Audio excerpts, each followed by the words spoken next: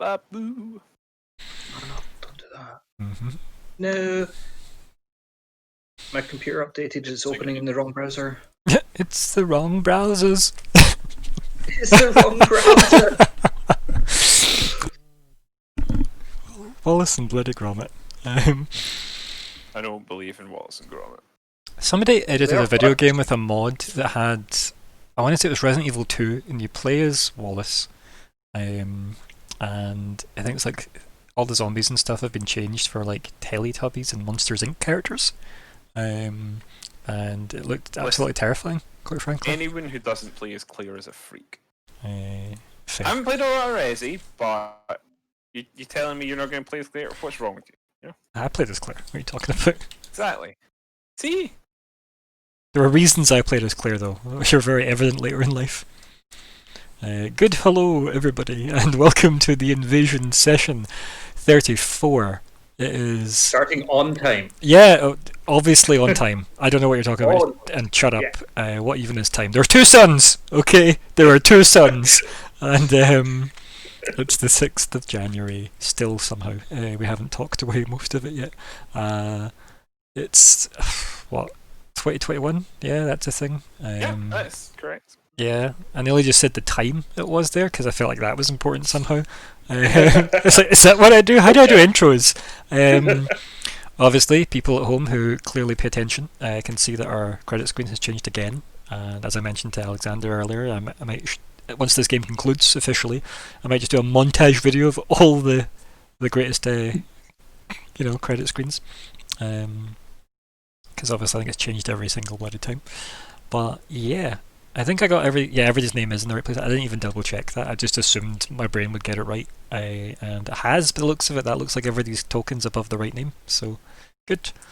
I had been tempted to put all my NPC tokens next to mine. I decided I don't want to do that. For a lot of Just reasons. underneath it, too. Like, I have a lot going on in the GM layer underneath, which is all the unused names now and all the dead tokens. So, But it's like the Simpsons intro where they have all the Simpson characters. Or is that South Park? It's one of the two. I think it's South Park that has all the actual characters in it. I think the Simpsons have a handful of them, but I don't think they've got all of them. It's more than you think, but it's probably not. Yeah, it's just there are a lot of Simpsons characters. Yeah. There are at least like 7 or 8. At least, and I think there was at least 9 in the intro. So yeah. Although in the most recent episode, I got to catch up on apparently some backstory about the sea captain, who even mentions in the episode that he was pretending to be a 2D character for years to go unnoticed. So I really enjoyed that. That was funny. But anyway, so here are the players.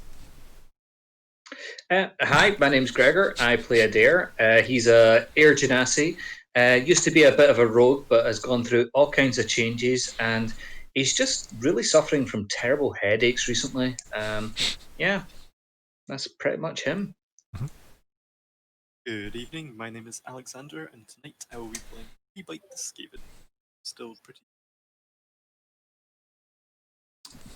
Good evening, I am Colin. I will be playing Vanger, who is a dwarven, druidy, cleric-y guy. Or is he? Wait and see! He is. I mean, he is, but is he? Yeah, is he? I get you. He's secretly a ballerina. Or is he? Yes. Okay. Yeah. And this is us. This is it. Ryan, sorry to interrupt. Your Carry on. audio has gone a little funny for me. Oh, Is anyone else getting that? funny- Oh, and also the so funny, haha, or stream is also funny as in choppy, and the stream is buffering a lot for me. Yeah. The stream is buffering, but I can hear myself a lot. I don't know if that's actually my setup, though. I'm not hearing any double or any extra U, so That might just be my setup then. That's cool. I'll just ignore. Oh, no, it stopped. there you go. interesting. Never mind. I don't understand, but okay. I assume I'm better now. Technology. I am assuming I'm better now. but we'll see. Your sound comes through fine for me. It was just you were buffering a lot. Your sound's been fine since like immediately before I said that you were having sound problems for me. But I mean, for like a couple of sentences, it was very choppy, and it's been normal since. But it was the combination of that, and then I noticed like immediately afterwards, it's like, and the stream is buffering. It But very all possibly the could just be streams are somebody melting. else in this building may have chosen to watch an episode of something that involves a streaming service. Who knows? And honestly, if that is the case, wow. Yeah. How dare you? How dare they time it perfectly for when we needed the intro to go smoothly? I mean, let's face it, they're probably watching Star Wars because we were talking about it. Yeah, we've spoke about it so much. I do hear myself through you, though, Adair. Interesting. See, I was hearing myself, I think, through you, whereas now that's stopped for me. Interesting. Well, I guess we are lucky we get double us, so Wait. look at that. Yeah. Must be the money. So, who remembers what happened last time? Got my arse kicked. Got my arse kicked. Yes. I did realise sometime after the session that I don't know why I didn't just assign Fleabite to Adair. Oh no. I mean, yeah. Like, I didn't even think of that, given how perfect the allocation would have been. But That would have been really funny and also terrifying. I mean, the way Adair rolls, that would have been amazing. yeah, because it could just have passed the curse on to Fleabite. Exactly. I mean, it made sense with him not being there. Like, Yeah. it's fair enough. And there was a perfectly valid in-game CT put down a few times. Mhm. It I'm made not sense. the biggest fan of letting other people control other people's characters when they're not there, but it was more of a mechanically having two people not there. Oh, no, it could Yeah. have made a difference. I think. I don't even mean about making a difference. I just think in terms of gameplay flow, it might have been a good decision, and also maybe would have taken away from the screen time the other two actually got, which I don't want. Because it might have meant I would have just focused in more on this, the scene where everybody is participating in, even if the characters aren't participating, the players are. So I think ultimately I'm happy with the decision I made, but if I went back in time with this knowledge, maybe I would recommend it.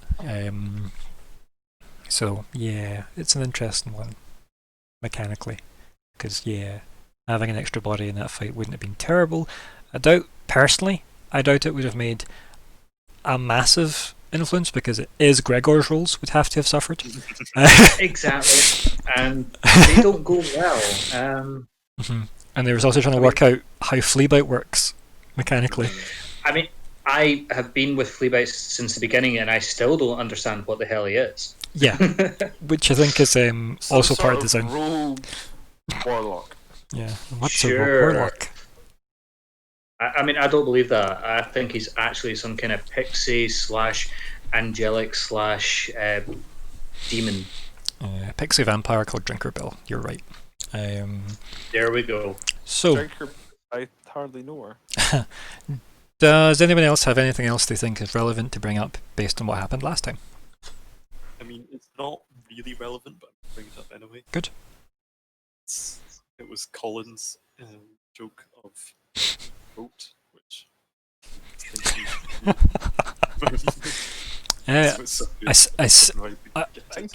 I do see what you mean by not really relevant, but also worth bringing up. Yeah, fair. It was funny. I enjoyed it. It was as expected from Colin. Yeah, well, I like to, meet if not exceed expectations. Yeah. So, anything else worth bringing up? The stream should have leveled out now as well, hopefully. Adair had one hell of a hangover. Here's a And picture then- of me drinking wine on a table. And I believe Adair got an audience with Richter Yes. at the end. Yeah. Uh-huh. So that'll be interesting to pick up on, because my red friend is not here. Yes.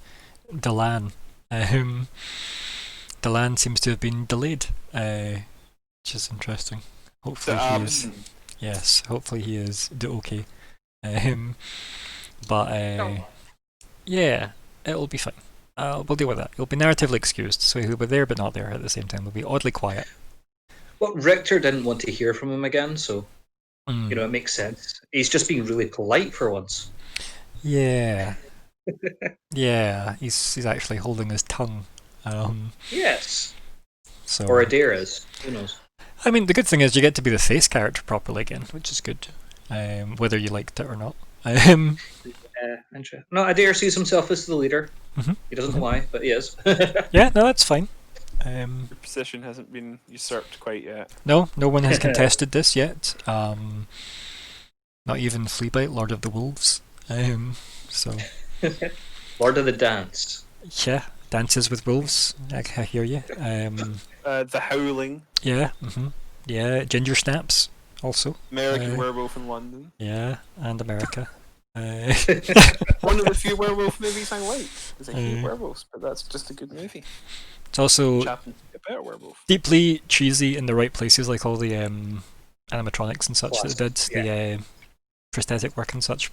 Amazing. But By the anyway, way, Teen Wolf. That's got to be everyone's favourite. I haven't seen it. I have reasons for enjoying that, but they're not plot related. So that's where I'll leave that. Right, goals. So, things that are in place currently.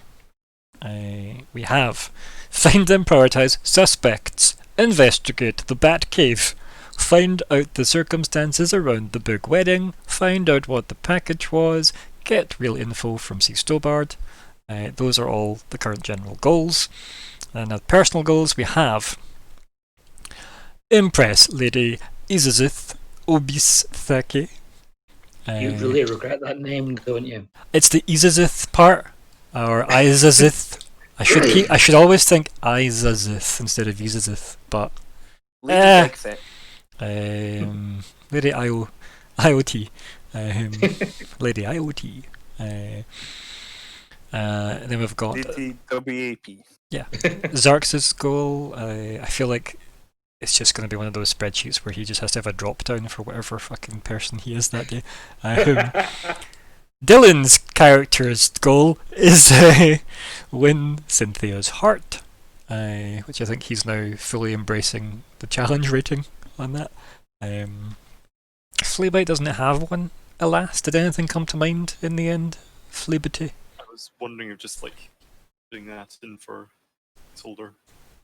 There's always a chance that I can do that in the session. I don't Sure. really know what's going to happen, so Yeah, I guess it's at least something I have acknowledged as a goal in the past, so that's easy to say yes to at the start of a session. So yeah, it's better to have something in there than not. And obviously we move on to Wenger, who has learned more about giant bats. When did they I think appear? I've learned that appears- the best person is some sort of giant bat in disguise. I need to obviously update this goal page for our no longer playing members. So yes, for anybody that cares about continuity, Cameron and Bryn are no longer continuing the journey with us. And I never got that sword fight with Cameron. Or indeed Walter. So, Or Walter, yes. but anyway, I mean, he'd have won the way I roll. But you have it last. I mean, It's true. yeah, it would have been impressive if he hadn't, right? Once I'm gonna sneeze. 2 seconds. yeah, you'd have had to have been there for like 30 sessions. Excuse me. So, You are excused. thank you. Bye then. See you later. Just my time to escape. No, you're the DM. Damn it! It's that old joke of I don't want to go to school, but you're the teacher. No. I don't want to go to school today. Yep. So that's our goals. Let us, I guess, just jump in then, and we'll just see what happens. So we left off the session with people on an airship, And we also had some people in a cave. So, True. those people in a cave seemed to be having a worse time than the people on the airship. It's true. So far. Yeah, for now. For now. How, Me and Richter are best mates. We're fine. I mean, these aren't exactly enemies, which is good, unless Yeah. he's here to question why you sold all of his property. No, we didn't. That is a lie. We didn't We had take it full all. still got it. Yeah. Made some excellent decisions before I joined this team, I see. So they were put up in a villa, right, in Runestad. Oh, I know! And they decided, let's make up two piles. One full of the valuables, and one full of the junk from the villa. And then they took the valuable pile and bought horses and carts and supplies. I would like to distance Fleabite from that. I know you would, but here we are. There. Sadly, Fleabite. as one of the only two remaining members of that group, you now have all the responsibility of 50% of that. Also, look how wealthy Fleabite is now. He totally stole all that stuff. So Fleabite did steal a kettle, which he has made fairly extensive use of.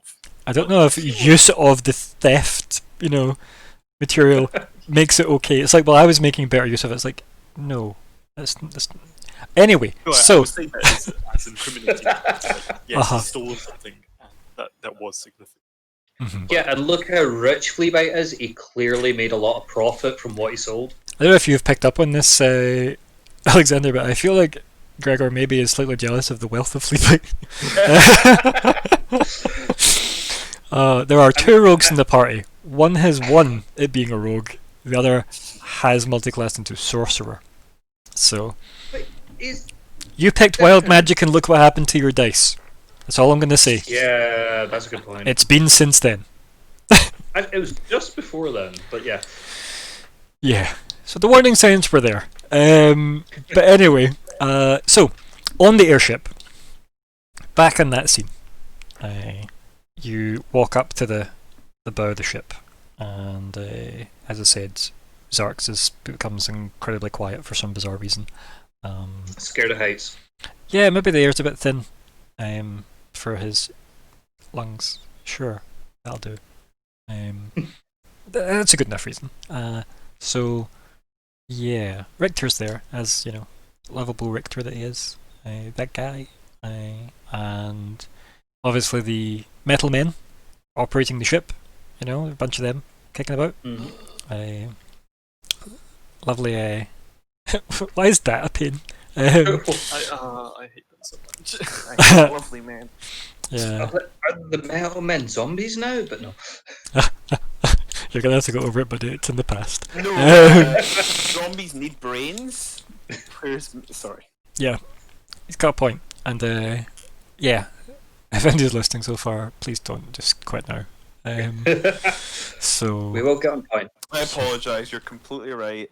In most films, zombies don't need brains. That was a specifically Return of the Living Dead thing. I withdraw my statement. I've let you all down. thank you. So on the Yes, bow of this airship, with majestic Von Rune, with his cape flapping, the aforementioned majestic, and yeah. Are there glowing runes around us? Because that was like his thing. Like, are the sails glowing? Or I don't know. No, but I will show you. Show and tell. Because I made a map. Ooh, It's quite look nice. at that! It's live action and everything. It's quite nice, isn't it? That's lovely. Thank you. Ooh, I got it alright. we need some battle music. No battle. This is we're friends. And as I said, maybe the awe of the situation has Xarxes very, very quiet in this moment. I'll do a resume for good old maskless Richter. And he has in his mask at this point in time with his hood up, because that's his bag, because he's not a complete two-dimensional ripoff, not at all. And yeah, maybe it's a breathing thing, who knows. And he turns around and he says, "This is quite the drawing," as he's holding the material in his hand. Do I recognize this material? Yeah, it's the thing you and Xerxes made to get his attention. Remember? The portrait of his mother? Oh god, yeah. Yeah, is it now coming back? I forgot we did that. It wasn't a good idea after all. Yeah. Mm-hmm. This is how you say this. We have seen many times. Yes, this is not the first time that your rabble has brought this before me. Well, we have maybe mentioned before, but we have never given you a picture. No. And there's But just this is to show that we have seen this person. It's not me or my comrade here. It is person who is going around. And then he take a wee step down off the raised platform. She kind of looks sunken in that picture, but it's definitely raised in my mind. So I'll do a wee zoom in. Why not? And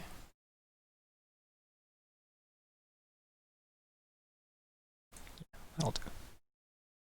And yeah, as he walks down, he kind of tucks the wrapped up piece of parchment away, and he says, "The trinket was not required for my attention if you had requested it through normal channels." And he's staring directly at you. He's obviously not talking to Xerxes. I know this is not of normal, how you say, procedures, but it is one that we believe was possibly necessary to be getting full attention from self.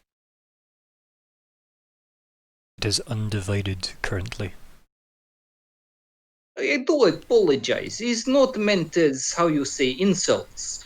Is just something that we felt you should know. It is something we have seen. This deception will be investigated thoroughly. And if I find that you have anything to do with it, do not think that our prior engagements will protect you. Oh, niet, my lord, you are knowing me. I am on, how you say, on your side. I do job for you, which I am still doing now. And of which side opposes me? My lord, once I am aware of this, I will be able to answer this. So you think there is a plot against me? There is definitely something going on that we are not aware of, or at least I and my comrades are not aware of. And you think you have the means to uncover such a plot? Well, it is something that we are willing to try for you. As I believe you are able to help us with things here in the Evershades. I have already provided assistance to you and your group in Evershade. And then he motions back to the cabin door you came out of. And conveniently, two familiar people walk out. Urged out by mechanical men from cabins. Oh, shocking. Ooh. Wait, what? What a twist! I know, right? What It's a twist! uncanny. You just woke up on an airship, by the way, being tended to, and having significantly being patched up. And he motions and he says, "If you wish to catch up before we continue this plot. And he just stares through the mask at you with the white eyes. Please, I did not realize my other comrades were here. Please, may I go see? I've not seen for a few days now. Had I not intervened, you may not have seen them again. Oh. See, upon looking at them, do they look like they're recovering from a battle kind of thing? They look like they mechanically probably died and have been patched back together. Yeah.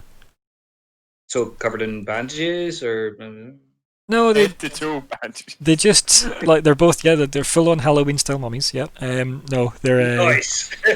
they just look incredibly beat up. Like if you imagine a person that has survived a building falling on them, right, Mhm. and then they've managed to stand up and hobble to the side of the road. It's like that condition of a person. Right. Mm-hmm. Yeah. But they're walking under their own power, which is good. Mhm. Yeah. Please, my lord, let me go see comrades. I've not seen many days. They look, how you say, wear for worse. And then he mostly just turns, and obviously doesn't reply, and steps back up on his perch and just stares back out into like the fucking majestic cloud sea. For mechanical reasons, you guys have 3 levels of exhaustion. I will fix this on your sheets so that you can actually track that. Okay. I'll let you put the level in yourselves. 2 seconds. Now, to find out how exhaustion works. Yep, just opened up the thing. It'll tell you on the actual sheet when you type it in. The sheet is kind of nice that way. It'll be under your death saves. Oh,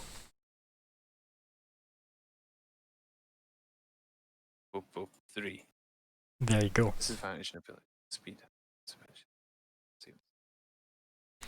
And we have all our. I have my wild shapes back. My channel divinities. you'd have been through the long rest procedure, Cool. which would imply you've had 4 levels of exhaustion, FYI, since you'd have lost Okay. 1 too. The long rest. As for stuff, if that is the first thing you do, Fleabite, like go through your possessions, you are missing things, yes.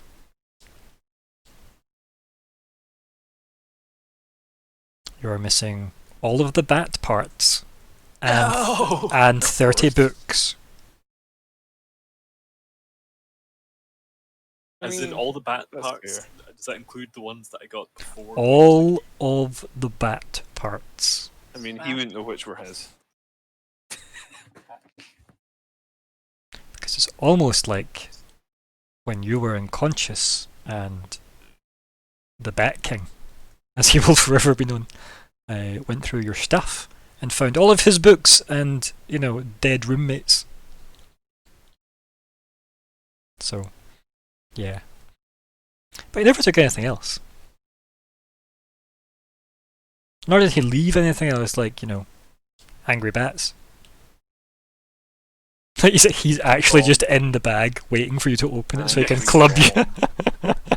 Jumps out, it's a whole fight on the airship with just him versus everybody here. But yeah, so Adair, feel free to maneuver over to them if you wish to have a slightly more quiet chat. Intimate.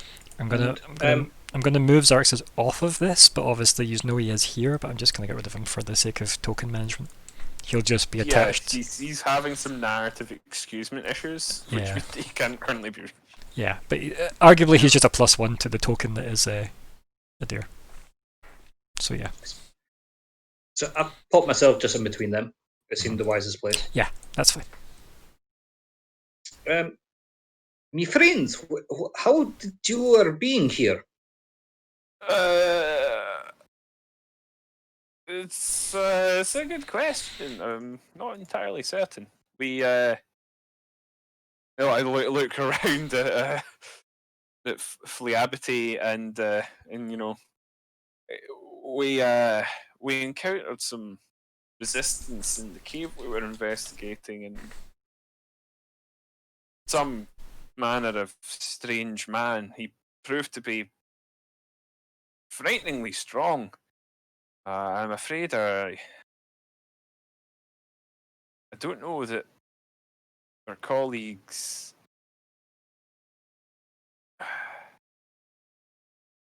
I don't think I was able to keep them. And he sort of. They are, by the way, runs the hand over FYI, they are still in recovery in the back. They, Yes, okay. like, these are all Okay, recovered. well, you know what? I will rephrase that slightly. I don't know if they are. He'll maybe like run his hand over his forehead, sort of, like in a stressed manner. They took the brunt of the damage, and I don't know if I This don't is know if they're the. going to make it. To be honest with you, Do you mean the Victor, the Walter, and the Samal? I'm too tired to correct you. So yes, that's who I mean. Yeah, the Samal and the Victor. That. What, Walter and Samuel? They're not in good shape. They're not.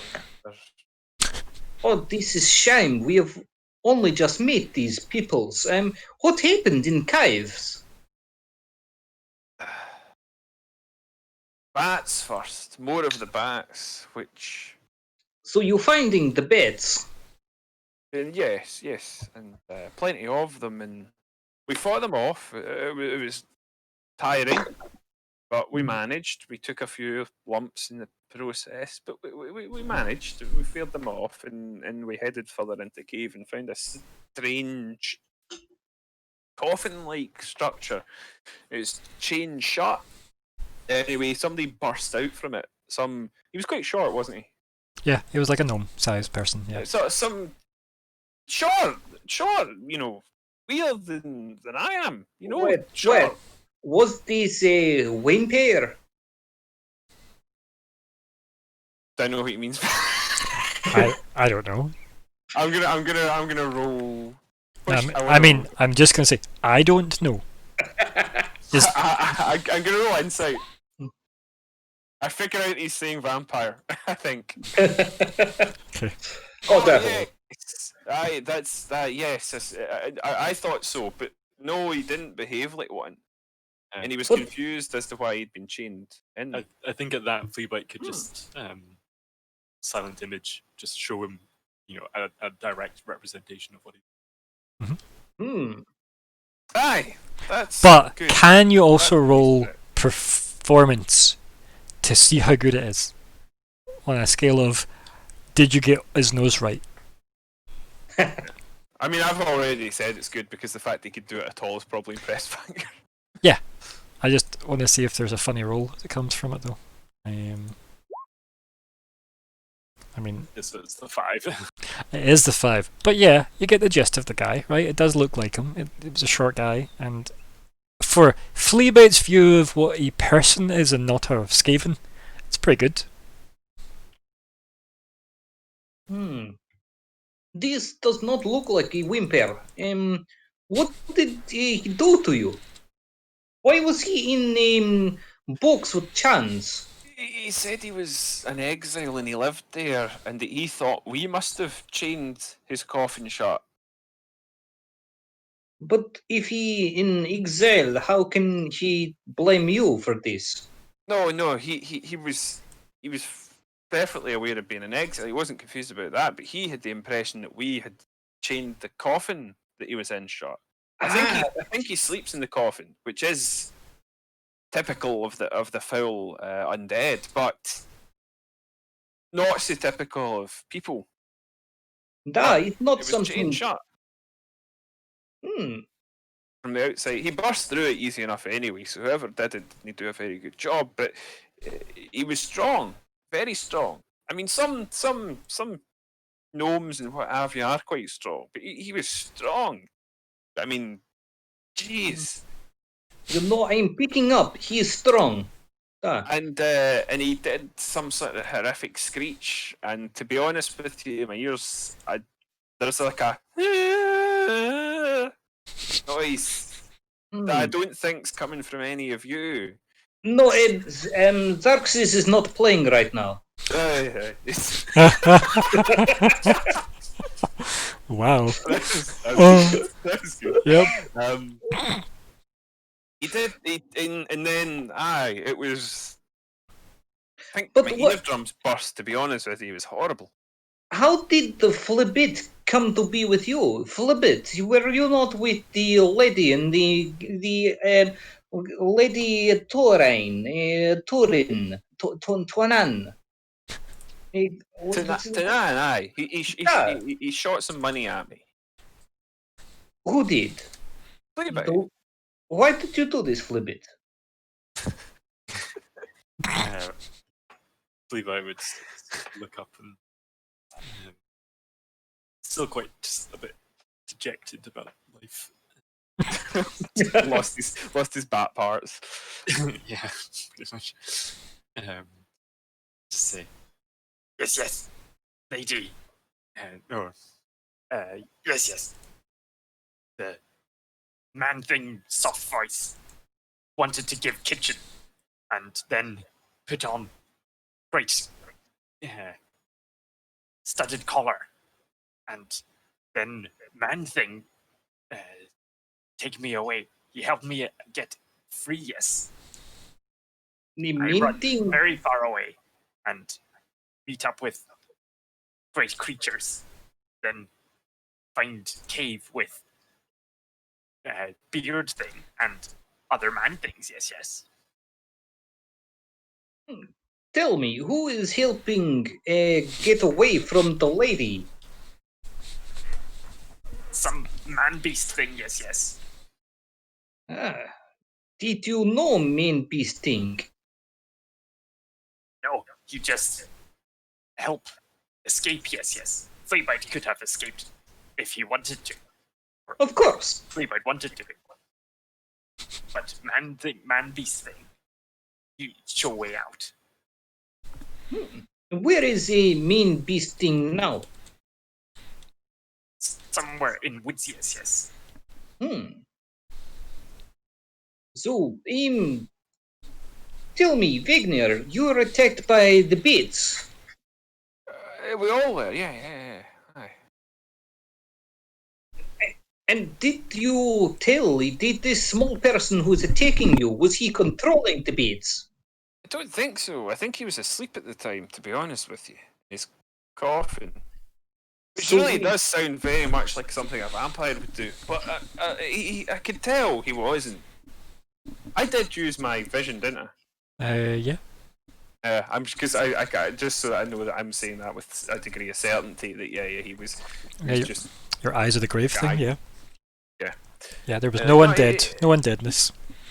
he was I can if I really look I can tell, and there was no doubt in it. He was alive. He was just strange, but no, he seemed to be sleeping in the coffin when the bats attacked us. I think the bats attacked us because they were hungry, to be honest with you, like the ones in the road. It's a bit of a how you say, dancing coincidence. Sorry. You heard him. You know what I'm saying. Is not for them to be eating the cat people when they are transporting something that is missing. I agree with you. It's too much to be a coincidence. In fact, That he had dance of coins. he had a box of some description that he wasn't eager to talk about. Shows the image of the box. Yep. I'm wondering if this is the box of the Lord Tunin is looking for. Quite possibly. Is this big enough for possible person to be in? It's about the right size, isn't it? I mean, it was about somewhere between 5 and 6 feet, yeah. If it weren't, it would probably fit me. Well, this is not how you say difficult. Probably fit you and Fleabite, to be fair. Yeah. How tall are the metal men? There's a good question. I'm guessing they're pretty substantial. So, I will share images of them, and then you'll see the variation in their stature. Did you? Okay, so they are variables. They don't all just happen to look like Vonrun. No, they do not all look like Vonrun. None of them look like Vonrun. Okay. Okay. Let's see. I mean, I know what you're saying. I don't assume anything, but I don't know if that's true. I never assume. I have never assumed anything in my life. So here is some of them look like. Okay. Yes, I know that one. So they look quite svelte, but quite tall. And that's some of them. So the ones that are like operating clearly intricate things, right? Look like that. So those are the ones at the cannons. Those are the ones at the helm, right? And then the ones at the big ballistas are these things. Okay. Oh, they're new. So I'll probably point up to some of them and go, probably couldn't fit them. They're a bit. The other ones, probably couldn't fit them. But you'd probably have fit. It could have fit a person, I think. The one that you remember, Adair and Fleabite, was this one, I think. There was one of these from the past. And they are the large size. The rest are medium. He looks a bit like Nautilus from LoL. Does. So I guess what I'm saying is he looks a bit like a big daddy from Bioshock. When did we meet that big guy? No, I don't remember it either. It was pretty sure that was one of the ones that came down because there was a handful of the small ones with one big one when the group of you were taken back to Runestad. How you actually got to Runestad? I thought it was just a skin one. Yeah, the top hat one, I definitely remember. Mm-hmm. I can believe the middle one, but I have no recollection of them. Yeah. Plus, I also forget which ones actually Lyuda had issues with, besides all of them. So, yeah. There will be audio somewhere and visuals somewhere of the answer to that. But if I didn't use the big guy in that scene, I was probably supposed to. So, so there you have it. Cool. But you would have seen them around Runestad though when you were in the castle. Because remember, there was nothing actually in Runestad itself other than the gatehouse. So yeah. But anyway. So. Yes. So, two of the comrades are in the getting the healings, and you are okay to perhaps join me to speak to the door. This is the king, I think, isn't it? He is a leader, a kingman of the Runstead. I believe he's responsible for our continuing to walk around and breathe and what have you. So it would be. But he is telling me that he is helping you at the right time. I'm not sure how he is knowing that you were in troubles, but he is doing this. I believe, Flibit, you remember the lady who gave you the good tea? Yes. This is a lady we are not going to mention right now with him. Okay? Could he show Fleabite how to make good tea? I am going to go with the no, as he does not believe in his mother. He does not believe in her. You never have met her, so how can he show you when she is not his mother? But he might know magics of how to do it anyway. Yes. He powerful warlord plan. Just rubbing your head again. See, the tea that you make is. It is something from the city of the Runstead, and this is why the fleet has so many teapots. But Flibit, this man, as you can see, is very powerful with the magics. I mean, look where we are now. Are you sure you think he is best to be asking how to make tea from him? Yes. I somehow knew you would say this. Floating ship is very impressive. Unnatural, but impressive. Have you seen the crew? They look like machinery to me. This is his house guard, and this is all the people he has working for him. He Ryan- has no. Sorry, continue. I was just going to ask Ryan a more question, but I was just going to go into side details, so it's fine. I was going. Okay, I'll fire at the lower question. Ryan, obviously, I'm aware of the connection of Warforged and dwarfs in a lot of settings, a lot of D&D stuff, and other similar games. Other games are available, but is that a thing that holds true in this world? I mean, if somebody turned up and wanted to play a Warforged in this world, it would hold true. You're right.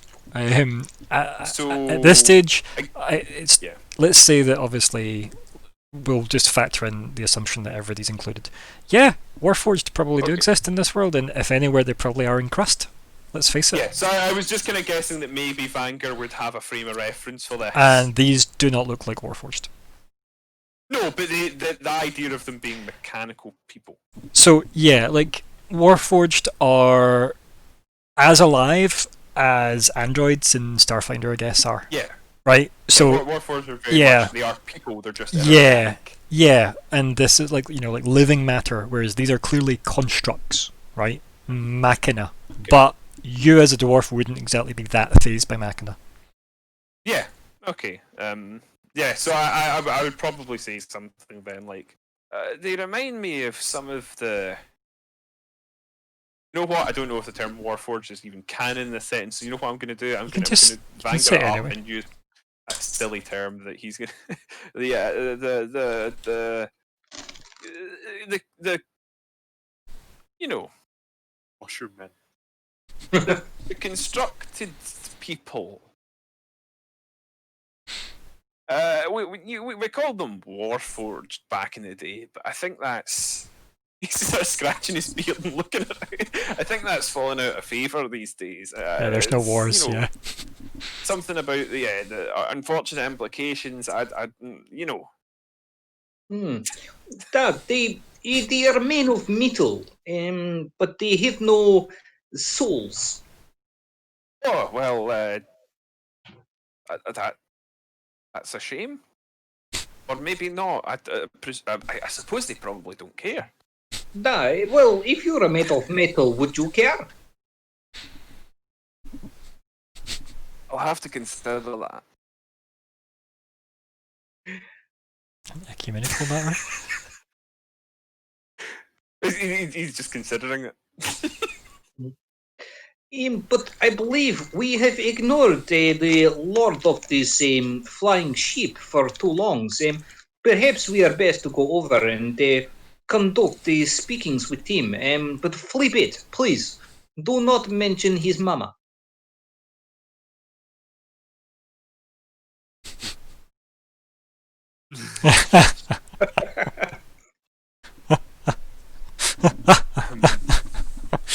I'll just start the countdown now, shall I?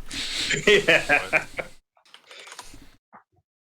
Or Yeah. perhaps Why would Greentus lady be come up? She is far away. Yes. it's true. She is not here, and there is no point asking about tea right now. Da? If it comes up, yes, then Fleetwhite will make use of it. But unless it comes up, then yes.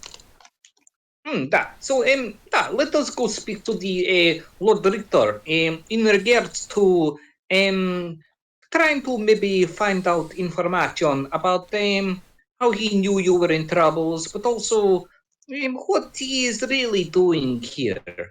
Is he just here for wedding? Is he maybe here to help us with our mission? You know what I mean, flip it. Perhaps let's not push him too much in that. He's already helped us out. It's true. But we are here, and he is here, so we might well take advantage of a situation. It's on. Okay. Mm. Doobie-doobie-doobie-doop. I'll move the camera if everybody wants to move their pieces down. Yup. I have not done it yet. I will do it now. There we go. Good. Oh dear. We will take a brief pause, a live pause this is, because we're not going to go anywhere, unless anybody desperately needs to pee right this very second. It wouldn't hurt. But we're going to take a very short live pause where we all stay on recording, and those that need to nip out to pee right now can do so. Go. Thank you. Because yeah, you know, it is tough RPing and such. Do you have a game plan for this, Gregor? Like, is there? Oh God, no. I'm glad that's the answer, because I'd have been worried had you. Although I'm very pleased with the clouds. I'm not gonna lie, I was very pleased with the Oh clouds. no, the clouds is awesome. It makes me think we're moving at great speed, It's nice, isn't it? but we're not, because we're over the city, so we're not actually moving. So I'm like, well, no, I like it, but it's Evershade, so it makes sense. There's lots of clouds moving at all times. Yeah, I just I found an effect within my library that I had, but I thought, oh, that's cloud-like. I like this. That's good. I'll have it. And No, it's very nice. who's to say the clouds aren't weird at the top end of them? You know, above the shade of Evershade. Exactly. There we go. So is this where everyone comes to sunbathe and whatnot? Sure. Yeah, this is clearly it. This is the sunbathing deck. And luckily I managed to buy enough time for the missing member to actually show up to the game he's meant to be in. Dun, dun, dun. I'm so sorry. I don't know if there is enough sorry to be. Quite I will frankly, be right back. I will unnarratively excuse you from the scene. Wait, what does that mean, unnarratively? Well, you were narratively excused because you were here but Oh, I not see. here. Yes. Thank you. Yes. Shall I just do your intro now, I guess? Sure. Are we live? We have been live for a while. Well, my name is Dylan. And though I was very sleepy, I am awake now, and I shall be playing Xarxus, the Changeling Bard. These are true facts. I don't know why I did that. It's dumb. Token layer. That's what I wanted. And then I want to go to the token layer. There we go.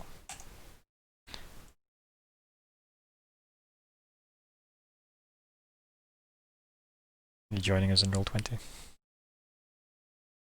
Yep. I'm glad. I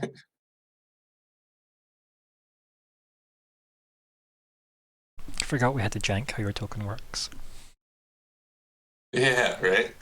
It's fine, it does work. Hello. Hello. Morning. Good 7, 8 hours ago or whatever it is. Yeah. Time is relative. I was just more pleased that it was something as dumb as sleeping in, rather than it being the other issues with America currently. But let's not get into that Just, while we're live. Yeah. Mm. Just heard a bit about that. Yeah. Luckily, I had a reasonable assumption that it was more likely to be sleep rather than anything else based on the, you know, Steam seemed to think it's seen you 8 hours ago. And I thought, that feels like a sleep ago. So, You're absolutely correct. you know, good old Steam tracking people's every goddamn movement. So, Vanger... Is Nico alive? Check. Oh god, yeah. Nico, Schrodinger's player. Yep. To be fair though, Oh, true. I have done so... He's done well by me, I should say. From like from a player to GM, like dynamic, he has done well. I don't always know if he's turning up, but 9.5 times out of 10, I'd say he does. Even if it looks like he won't. So he's a good deck. Roll 20 is being impressively slow for me right now. Mm. It's a shame because it's really, really good work that I did with the map. I'm looking at the Twitch. It's nice, isn't it? I'll be I honest. forgot we would be on an airship. I had to switch off animated things because it was making me sick. Fair. Oh, really? Unfortunate. I mean, I could turn it off as well, but I quite like it. So if you were able to do it locally, Yeah, I'm no. happy with that. Yeah, Keep it on. all mine. Yeah, it's also just better for performance, to be honest, if you turn off all animations. I remember I actually had a moment where I was trying to decode a browser because I thought it was broken, and I realised, I don't know if you remember that, Colin, during the Starfinder Starfield problems, and it was just because I hadn't set the Tales of Triumph account to have animations on, and I was done. So that was the good times. Do you wish to catch Xerxes up on the tiny, brief snippets he has missed? Yeah, we've got 2 people that I'm surprised to see. Mm. Yeah. Yes. Sorry, I literally just put a sweet in my mouth. We're also surprised to see. Yes. So, we're on the airship. We were talking to Richter, and he says, "Oh, I'm helping you already." Turns around, and out of the cabins, these 2 guys walk out. Richter knew they were in trouble and has patched them up. The other 2 are still in the cabins being patched up. But these guys, I've kind of been chatting to them about, like, hey, how did you get here? What's going on? What happened with the bats? This, that, and the next thing. Richter wasn't too chuffed with the picture we drew of his mum. So I mean, it wasn't bad. I thought I did a pretty good job. Exactly. Ungrateful jerk. Yeah, I mean, I've been to his house. He didn't have any pictures of her, so he should appreciate this.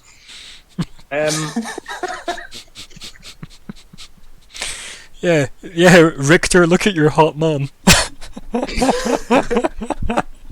Well, we didn't, or in that kind of way. She's hot. Yep. This is why we have no viewers, by the way, guys. This is it. It's because it's mostly just Richter's mom has got it going on. Is this campaign apparently? I think that's just I was about to sing that. waited so long. Is that the name of this episode? I actually made a Fountains of Wayne joke a couple of sessions ago because I said the fountain was dedicated to Wayne in I missed Evershade. That was the plaque on the fountain, and that was my Fountains of Wayne joke that I made already, because Richter's mom seemed to have it going on. So, but anyway, so in this scene, you just reapproach Richter, who's still standing majestically, looking out over the sea of clouds. My lord, I wish to thank you for saving my comrades. It sounds like they did not have good time in caves. Yes, it seems to be preoccupied with its current resident. And tell me, are you knowing the current resident? They did not know this man in the box with the chains. Did give us a name, but forget it. Lord Optera. You know what? I will speak up with that then. Actually, if I remember. It was Lord Optera. I think he said his name was. He said he was in exile. Is this a lord you are familiar with, my lord?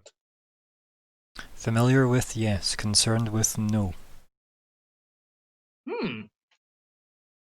Is this because you are definitely of the more, how do you say, the more might than he? I live and he is dead. Oh, he's dead? I would turn to my comrades, be like, he was dead? You just got beat up by a dead guy? He wasn't dead at the time, I can assure you that. My lord, I'm confusing. You are saying he is dead, but they have been beating up by him. He, How does dead do this? I believe that happened before I arrived. Ah, you have done the killing of him since then. Here's the blank stare of the mask with the white glowing eyes back at you. Ah, that. Sorry. No, you go. I was just going to say, because I think Vanker would say, I appreciate your help, my lord. It is unfortunate that it had to come to violence, but I thank you for your intervention. Like, he acknowledges that you've said that, right? With the tiniest, of a tilt of the head. More so that he just kind of turns to listen to you. And then he kind of turns back to Fleabite. And he says, "This Lord Optera was very interested in you, it seems."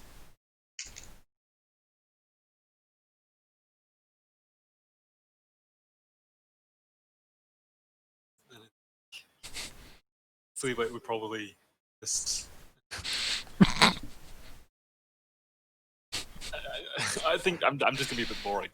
Fleabite would probably just like cock his head to the side, sort of like when you speak to a dog. Mm-hmm. I love it. Or Michael Myers. I mean, Fleabite does give off that vibe, like a dog version of Michael Myers. We're talking though. And dogs do bark a lot. So he looks at you as you kind of play dumb, and he addresses that and says, "There is no need to hide your mental fortitude in my presence, Fleabite." Looks at -1 to intelligence mod.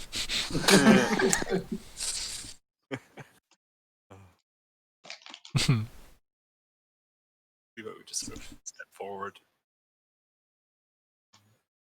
And I think, probably would stand a little straighter. Mm. And, Fleabite is not as intelligent as he thinks he is, and probably is about as intelligent as most people think he is. But the fact that someone powerful is saying you're smarter than you're letting on, Fleabite's not immune to Charm. charm, basically. Mm-hmm. And I think, see.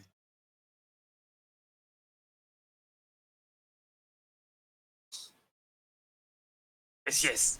He, the half-man thing. What is it that he desired of Fleabite? It seemed he wished to find out what made you so unique.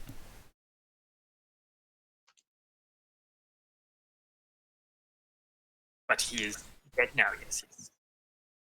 Yes. It was by your hand claw that... And he looks at you for like a couple of seconds, maybe like 5 or 10 seconds of just staring, and then he says, "You are not from this world. It seems I overlooked this upon my first encounter with you. I think he could sense this also." Yes. It is something Fleabite is most quiet. And then, Von Rune just stares again for another 5 seconds, and he looks over at Adair briefly, and then looks back to, Fleabite and says, "Your former travel companion, Alvin, was the one that asked for my intervention on your behalf, given his theory that you are related to the incursions. Elven. But the Elvins is dead. After a fashion. You have commune with Alvin crap thing, yes. I'll turn to Xarxus and say, I distinctly remember them having his corpse when I first met. Wow, interesting. My lord, is this the Elvin who would be in a book now?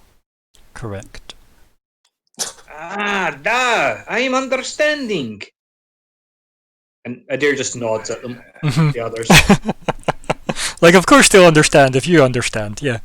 Yeah. I think Fleema would be like, Not that blue Yes. thing can talk to book, yes. True. You guys have the most interesting adventures.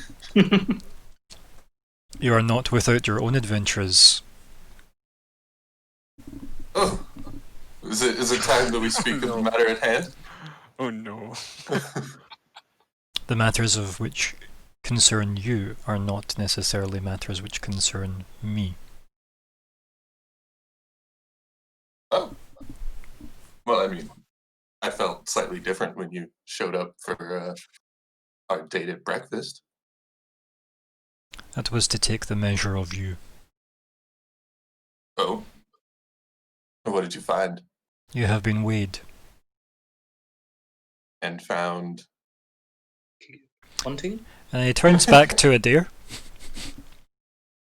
and says, You have your companions now. The others have expressed an interest to dissolve their former agreement with you.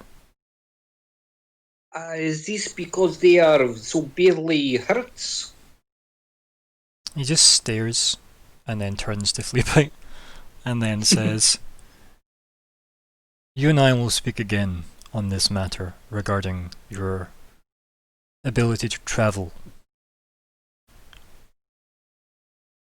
I think Fleabite is going to draw his iron dagger. Which one of the 19? Not one of the 19. A 20th? Okay, yeah, so you draw an iron dagger. Or what it's called. Stuff. Do you mean your actual fancy dagger? Yes, the actual fancy iron dagger. Not just a regular. So, not the Tears of Sorrow, but the other one. The other dagger. The other dagger that's not one of the 20, and it's not. I feel like that's on your sheet because that was your business to. It To is record. literally just called iron dagger. That's what I was supposed to. Okay. And then Fleabite would just draw that, and then just stab it into the ground, into the ship next, like in front of Yeah, do you want to roll to do that? Because this will be interesting. It's not threatening in any way. No, but what I mean is, I don't know if you can stab it in to the floor of the ship. So, yeah. I mean, arguably it's athletics, right? So, Can I redeem some triumph? yes, why not? Wise. Oh dear, let me bring up the queue. Don't you already have? There you go. I did have it on the sheet. So Well, okay, cool. I That's, assume that I did spend the last time that I did. Like, easy come, easy go. I think I refunded your last one anyway, because I don't think I took it. I think you did. I think I refunded that for you because I was like, well, you're not here to do that, and I wasn't going to make you roll deaths because you were saved by somebody else, and I wasn't going to roll them, so Vanguard did his duty and stabilized you. So, good. So, athletics, yeah.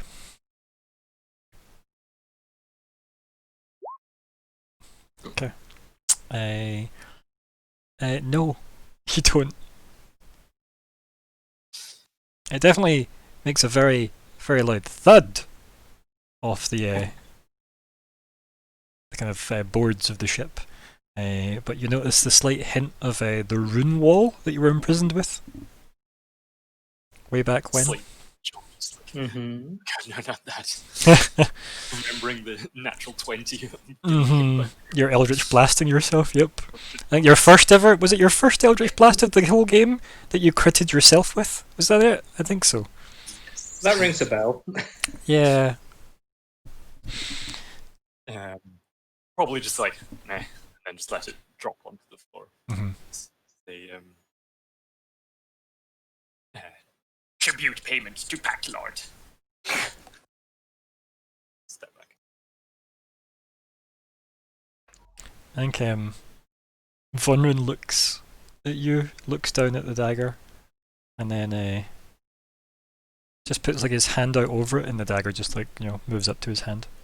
And says, "I accept this, but I am unsure as to the depths of this pact. But we will explore them also." And then he, magics the dagger away, as only wizards with wrist pockets can do. And he kind of turns and he says back to Adair, "Your companions have been returned to you. You may leave unless there is anything else you wish to discuss." Please, my lord, I'm thinking you are here for just wedding, da? Or are you here to perhaps help with a job you have given as previous? You have been tasked with your own duties. I am here for mine. Da, I'm understanding. Thank you for your time and for saving comrades' lives. I will not be ungrateful if there is a plot uncovered by your intervention. The plot? And we remind Gregor that you said you thought there was a plot against his life. Earlier in the Did I? session, you did, yeah. You said you thought there was some sort of plot going on, yeah. True. Yeah. Yeah, I was like, yeah, sure. Yeah. Yeah. Hmm. Da, is da. And you also kind of thought that you would be able to uncover it when he says, "Do you think you'll be able to uncover it?" And you said yes. So, yeah. Da, we will do everything in our powers to do everything in our powers, my lord. He just unmovingly stares. So, best way of sheep is a jump or through doors? Hey, why can't I see your dead mom? Oh no. Oh no!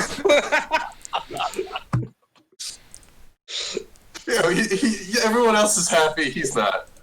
He wants. So, He's what? so, I'm gonna do what's known in the business as a player agency pause. Okay? Which is where you can see Xerxes tenses up, going to say this.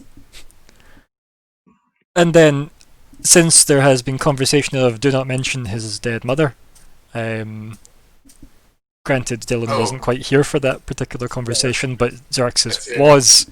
Here is the player agency pause where yous are able to discuss, and when we unpause we'll deal with the ramifications of what actually happened after the player agency pause. So take a minute as a group, I'll be here,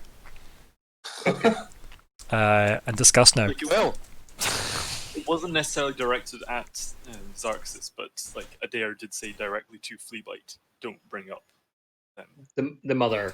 And at the beginning of this, he had the Richter had the picture we drew, and he was like, "What is this?" And we're like, that's just to show that we've seen this person." And he's like, there's a plot against me, and that's where the plot stuff came from. But yeah, he doesn't believe his mother's here, and we're just like, yeah, sure. think that's why he assumed there must be a plot, Aha. because he didn't believe it could really be his mum. So clearly, someone is impersonating his mum as And perhaps we're- some sort of, I don't know, attempt to Yeah. undermine him or something. And we Possibly. shouldn't bring this up. So We the, shouldn't the bring it implication, right, for the clarity there is, he implied you inferred there was a plot because you're convinced the mother is there, and he's obviously resolute in his belief that that's not a possibility. So Yes. he was then implying you inferred it, if that makes sense. Lying, I inferred it. Yeah. And he being Adair or Doom or Rune. I mean, I don't know what you should talk about with all this, mispronunciation of my OC character. So We're just trying to trick you, Ryan. We're just trying to trick you.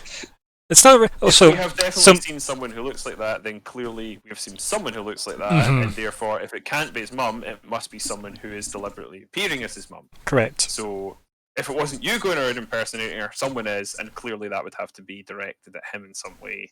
I think that's basic. Yeah, and like that's not exactly the worst summary. Yeah, I mean, that all makes sense, right? Mhm. Like, Yeah. Just before Xarxes asks petty. that question in that moment, A hawk! I'm gonna- swoops a giant bat carrying a gnome with a mace. oh Oh no! look, it's Literator. I'm gonna have the scene where he shows you the way off the ship happen, and then if nobody stops Xarxes, the Xarxes line will hit. Okay, so he Okay. points to down to the midship again, or whatever the correct terminology is, and you see magically appear on the deck that as those runes glow. Hey, look, we should just leave through that door now. Let's go. However, we haven't unpaused from the player agency pause, Damn it. which would take effect now to stop Xarxes killing all of you, and then you discuss if that's something that you want to stop Xarxes saying, because you can clearly see he's itching to say it. Clearly from the reason why he wanted to come here in the first place, and from body language in the previous conversation about not bringing it up, which we're all just putting in from a I GM think layer. as a group leader, this is in your shoulders, Adair. You understand Yes. more of this. Yes. You're more involved, and you're the face. Uh-huh. You deal with it. And I think that is fair as well, I think, because you're the one with the most ability to read the details from Xarxes. You've spent the most time with True. him, and he did pretty much draw. Pretty much, That's a man who wants to say something about a mother. yes, you can tell. Can tell. I've It's- seen that look. It's like here's how I met your mother. Which could be You the know what I like session. about that series? I like It's that. really good, isn't it? how did I meet your mother? So, regardless of that, does anyone, and mostly we're saying Gregor, does anyone Yes.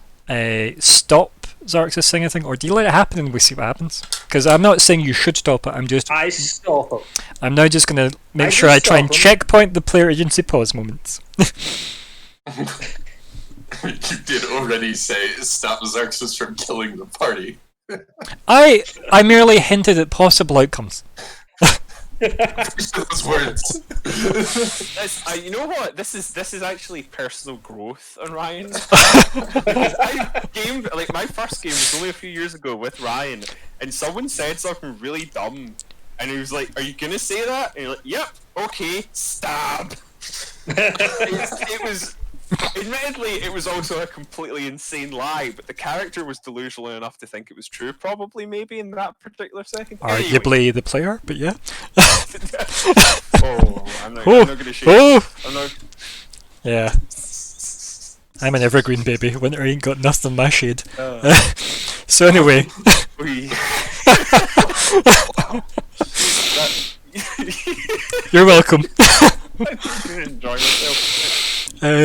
So the runes haveth appeared, and we turn to Adair, who notices the slight twitch of body language from Xarxes.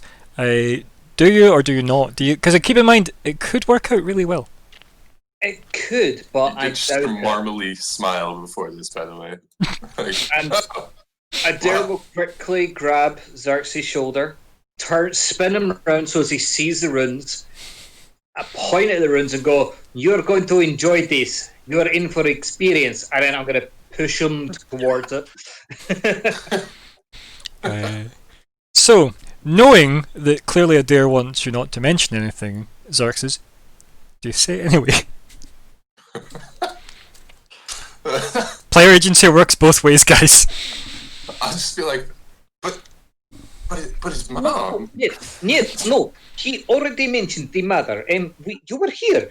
Let us go. You're going to enjoy this. This is something we have done before. Look at the fear on Fleabit. You're going to love this. Throws up his hands. Alright. Fleabite's probably just scratching himself, looking unfazed as per usual.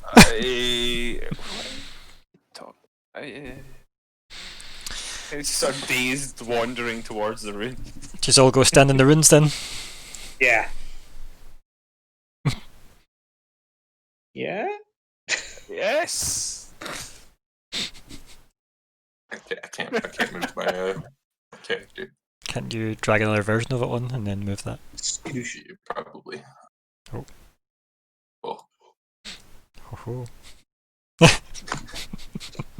That's something that they'll never understand.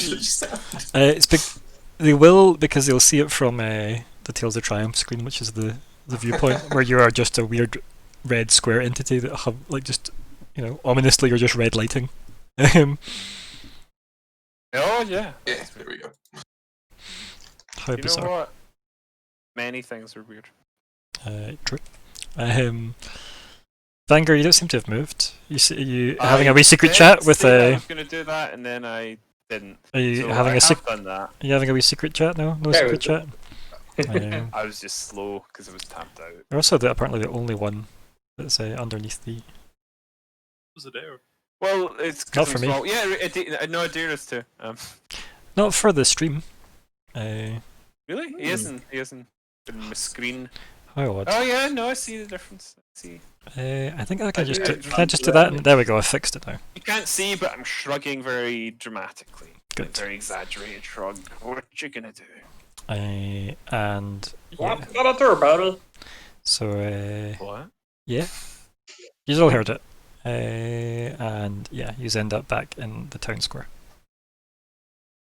Confused by it, but I did hear it. Well, less fun than I hoped, but still a good time. At some point, yes. somebody's gonna need to explain to me all this mother stuff, but can it Happily be later? end in great detail sometime. What is there to know? She has the teeth. She is dead, but she's also alive. The Rictor is the child of here, and he is not believing she is alive. This is it. Fair. And I'm mildly infatuated with her. See, Well, she is very pretty, ladies. right. Well, Did blue thing find red thing? What do you mean? He is standing here. Yeah, but I've never met him. Fleabite has never met Xerxes. Yeah. Oh shit! Oh! Oh, Flippy, this is. Do not worry. He is not Genesi. It's a long name. He is. Yeah. This is the Xerxes. He is not the Genesi like me. He is not the how you say win thing. And you must be the ever famous Fleabite. And he gives a bow. There we go. There's an airship. That'll do. Oh. Close enough.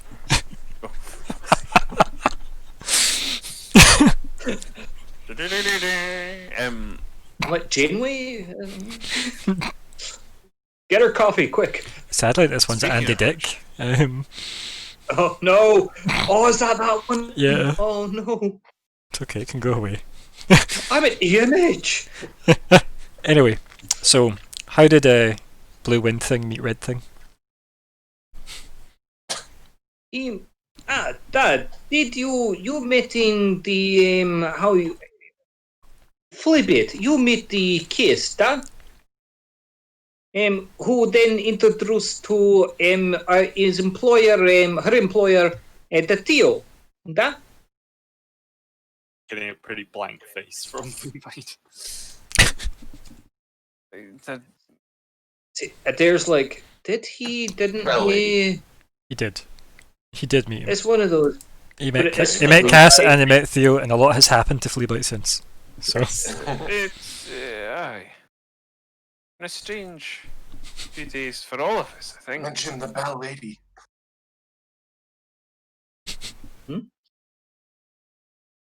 Cass gave him a bell. Bell lady. Ah, yes. Dad, the bell lady, the lady who's giving you bell. And this is one of her comrades. What did Fleabite say? Well, another woman gave Fleabite a bell, so. Oh, yes. More significance. technically, you stole a bell from a woman. That is what actually happened, Alexander. So let's not mix words. To be fair, is that how Fleabite sees it? You know, I think we know how Alexander he's sees not it. lying if his character thinks that's how it happens, or if his character thinks that there's no meaningful distinction. I don't know if that's true, but sure. Okay. It is. It's not lying. If Oh, of course. Yeah. But yes, so he says Jezebel in response to you guys talking about Cass. Нет, is the lady who giving you bell from the shop here in the Evershots? You remembering? Before you were wearing the fancy suit and whatnot. Yes, yes. Scribe man thing. Da, That's true. da, is scribe minting, da. That's a good way to describe him. Xerxes thinks to himself. Or says out loud. Da, but the Fleabite Xerxes Fleabite. Nice to meet you. Gives him a little pat on the head. Half-hearted attempt to bite the hand, but just sort of snap at the air. So, as he looks to the quote-unquote newcomers, welcome home. Sounds like you guys had quite the trip. Dad. It's been rough. This Lord Optera, I'm wondering why he was banished to box. This is probably something worth asking about. But before we do that, What about very our much box? like eat some food.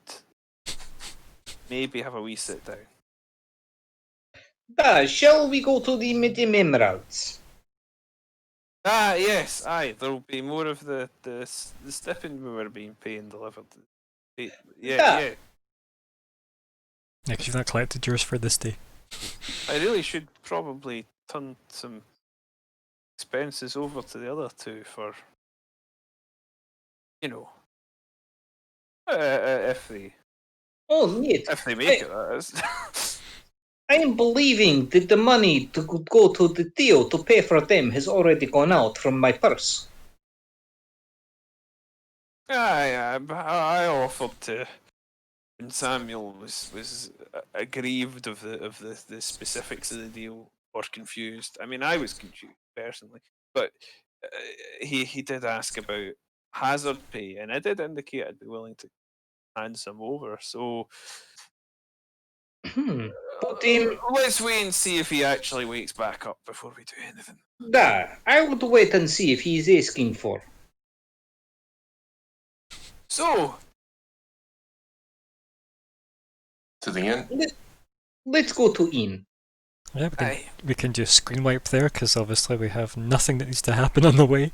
So, yep. He's still there. So, Man of Emeralds, let's get some food on the go. Yep, the good old Emerald Inn. Yep. And obviously Madame Emerald is there. Falcon is there. Yes. She work in the bar? No, she seems to be cleaning up the lounge. It might be worth asking Madame Emerald if she knows about this Lord Aptera. She'll probably hear a lot of chatter. The only thing is she will ask for some kind of coin. It's maybe worth asking someone who talks to her. Also, that might jog your memory that you should go get your money from her. Yeah, I was going to say. Oh, yes! In fact, no, do say it, because he's probably not remembered yet. If you go to pick up your coin from her, maybe you should ask this, and maybe she knows you have coin, so maybe you could drop a little coin in her hand. Yes! Aye, that's right. I was saying about the... yes. Just nods, wanders over. Mm-hmm. Hello, She look madam. before you even speak. She kind of looks you up and down, takes the kind of long cigarette holder out of her mouth, and says, "What's It looks like you were attacked by several angry bushes." No bats. And she just Large ones. kind of like scoffs at that, and then like jangles her bangles and fixes her hair. I believe you have a sum of money that has been left in your possession for me. Yes. Would you be wanting it? I would, yes. And then she kind of like Perhaps. draws a very Sorry. slow draw of the cigarette through the long black kind of pipe extension thing, and then just breathes it out the side of her mouth without taking out the cigarette holder, and then she says, "Okay," and then just leans down, lifts up the bag of money, dumps it down, and she goes, "Naturally, I took my safety fee." Of course. That's no bother. Perhaps we could order up some breakfast, or is it breakfast time? Can be if you've got the coin. Hey, let's get some breakfast. I think everybody's probably quite hungry. I am certainly. So. She just screams the name Falana, Yeah, whoa. which I'm obviously not going to do for everybody's ears' sake. But thank you, Colin, for the reaction. The new help. And then, like, the girl like runs around the side of Vanger and says, "My name's Falcon, not Falana." How tall is she relative to Van? Like a foot shorter, like maybe half a foot shorter. Yeah. Hello, you must be very young since you're short. You're new here. Hello, I'm Vanger. I'm 11. Is that My is name? very young for a human? She kind of like rubs her nose on her sleeve, kind of in the way that another kid might scratch their head, and she looks at you and goes, "What are you then? I'm a dwarf. Are you 11? No. Then I'm older." Maybe. And she just nods. If that suits you. Trying to flirt with my daughter there?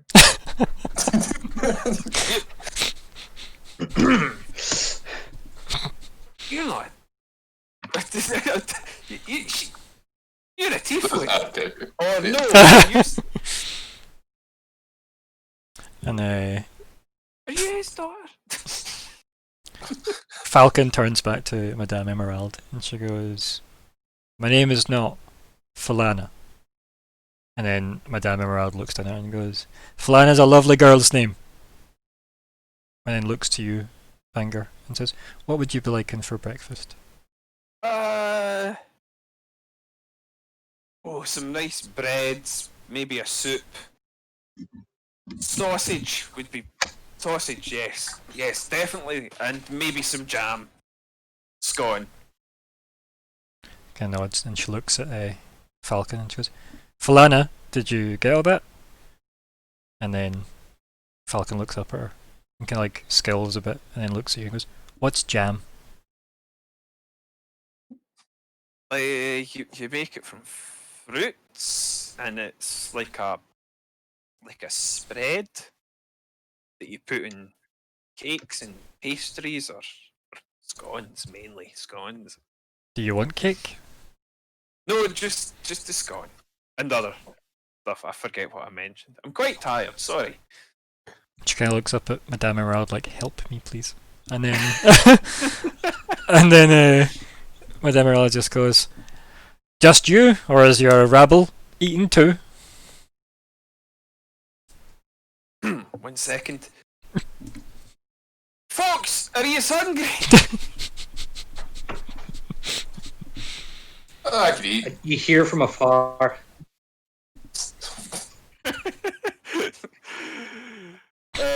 Yes. Enough for all of us. How much for that? And then she consults her DM guide. Oh, well, it's convenient that she happened to have one. She does. But does she have tashes yet? Vangir, can you get the square sausage? Got a very nice limited edition tashes, some she has. Very good. Yeah. So make some of the sausage the square. I like that too, actually. Most of the sausage is square. I like circles, is what Falcon says in reply to that. That's fair. Garcia should. What does that even mean?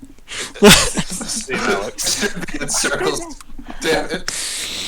Oh dear, it's just ridiculous. I like triangles. Right. I mean, any shape. Shapes are great. So- who doesn't? A banquet for one person is 10 gold, so I think they are like saying 10 gold would feed all of you something mediocrely reasonable, right? So, yeah. Call it 10 gold. How much did she give me there? 90? She gave you get, was it 200 a day I think you get, so you get 190, right? Was it 100? Was it 200? I thought it was 100. Uh, Am I confused? 200. no, Stop, like, trying to jump I mean, yourself. let's I'm the trick is though, unfortunately- honesty rewards you. unfortunately honest. Yeah, like honesty gets you rewarded in my games, even if it does seem to shaft you of either health and or money. But yeah, it Well, is no, it was 200 each. it is in fact 200 per day, as per my note that says so here, which is 200 PD times 2. 200. And then underneath that- She'll have taken. Yeah, she's taken 10 gold obviously for her stipend. There is 100 PD to Cass/Theo, which is 100 gold per day. And then Theo pays Walter 20 a day. And then Samuel gets hazard pay plus a share in the reward. Oh god. Yes. Samuel, if you survive. So fucking sorry. The assumption will Anyway. be like they will survive and just retire from the contract, and they will go back to that. You know, the Magpie, the Majestic Magpie is the name of the inn they were staying at. So Vanger The tavern church. No. Vanger's looking good, dude. I don't know if you've noticed this. the Majestic Magpie is at the very north end of town, and it's kind of like the kind of abandoned end of town, which is kind of run down. It once was the Majestic Magpie for everything it sounds like, and Mabel, the innkeep there, is now just kind of too stubborn to like give in, and that because it was so cheap, that's why Walter had like a permanent room there. So yeah, that's where he'll go, back to the quieter part of town.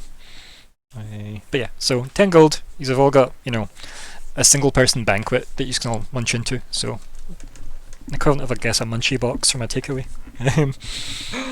Nice. Yeah. Who paid for that? I assume Vanger. Yeah, I've deducted. Mhm. Yeah. Deducted my deductions for now, so that puts me in 274. So still got plenty of money. Yeah. And I will also say to while I'm speaking to you, have you heard of an exiled lord called Optera? She looks down at Falcon and goes, Falana, kitchen, for much as you can remember. And then I'll be through in a minute. And then she just does that thing where she just climbs awkwardly, like, you know, with her foot, like, just side splayed up onto the bunker, and then just climbs and jumps down the other side, as if it was some kind of assault course instead of just walking around. And then she just looks at her as she goes, and then turns back to you. And she goes, "No husband, that one. Who?" How dare you? A precocious wee thing. Hi, I was precocious in my day. She winks at you. I'm not going to say anything. It's Violet. Nice. And she says, Optera. Yeah, aye, Optera, I think it was. And then she kind of looks and she goes, I think there was, I mean, the last one of the house died off years ago. But aye, there was an Optera. And she goes, wait there. And she just wanders off. Through some as unseen previously door that's made of beads, obviously. She passes through that. Right, that fits. Yeah. To be fair with my picture. Of this wonderful woman. And she vanishes through beaded doors, yeah. Is there a chance I've heard of Optera? You can definitely roll history, yeah.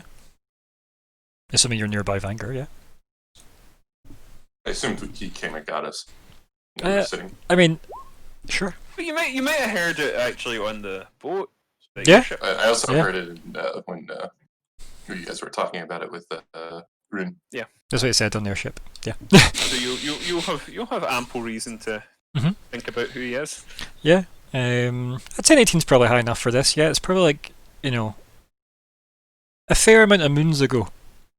There seemed to be an altercation between House Optera and another house. You don't remember which though. And as far as you knew, it ended in a duel that killed the last of the Optera house, which was a, you know, fairly middle-aged man called Chiro. Churro. Chiro. Okay. Like that. Chiro. Okay. I was going to spell churro. So, we Lord Chiro. And from what I knew, he was dead, yes? Died in a duel. Yep, between two houses. You don't remember the house though.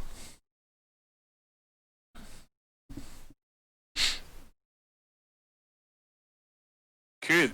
I mean, obviously there are other noble houses we haven't heard of. But yeah, wonder if it might be one that we have. Where could you get more information? A dare? Yeah, sure, why not? Waiting for some. Who was the Chiro? Who was he dueling at time? Who was the one who dueled and killed him? A shrug. Never heard.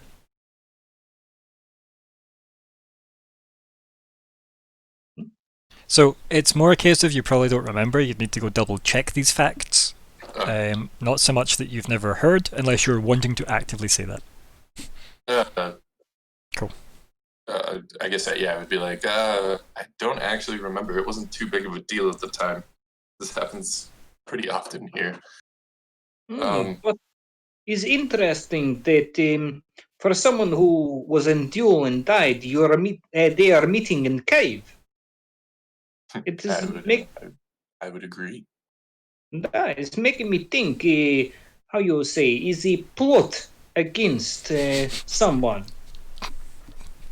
Von Ruden, perchance? Adair's word of the day is plot. Is it the 5th already?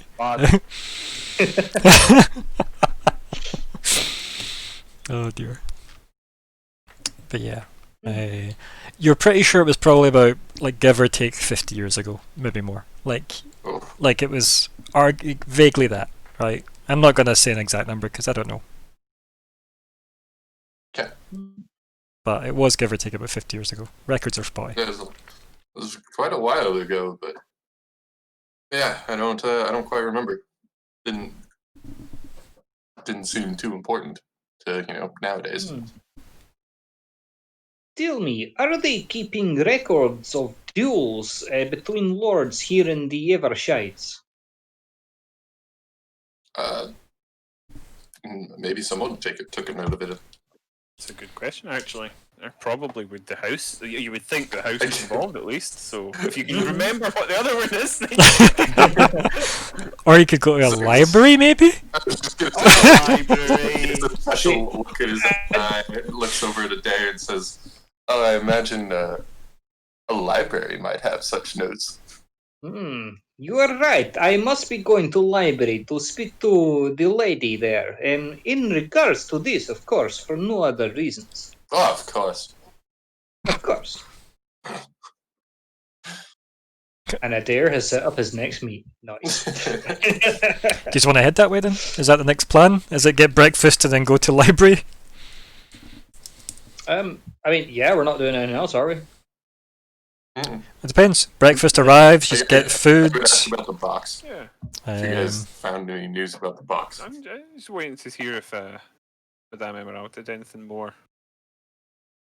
Just come back. I think Falcon / Falana. I need to write that down, as I'll never remember that. Falana ? Falcon. Yeah, so she comes back with I guess most of it right. Like, if you ordered 5 things, 2 things were wrong, but they're not exactly bad things. It's like maybe pancakes instead of scones, right? Like, it's, slight Fried egg alternative. instead of poached. Yeah, like there's clearly substitutions that were made because you forgot to untick the box on your online delivery. But that's what she heard, or that's what maybe a scone is to her, because she hasn't exactly lived a privileged life. So no, that's fair. So she has done the best she can with whatever Madame Emerald has shouted at her in the past for training. And then like that's kind of delivered, and then like presented at the wherever you're sitting in the lounge / diner.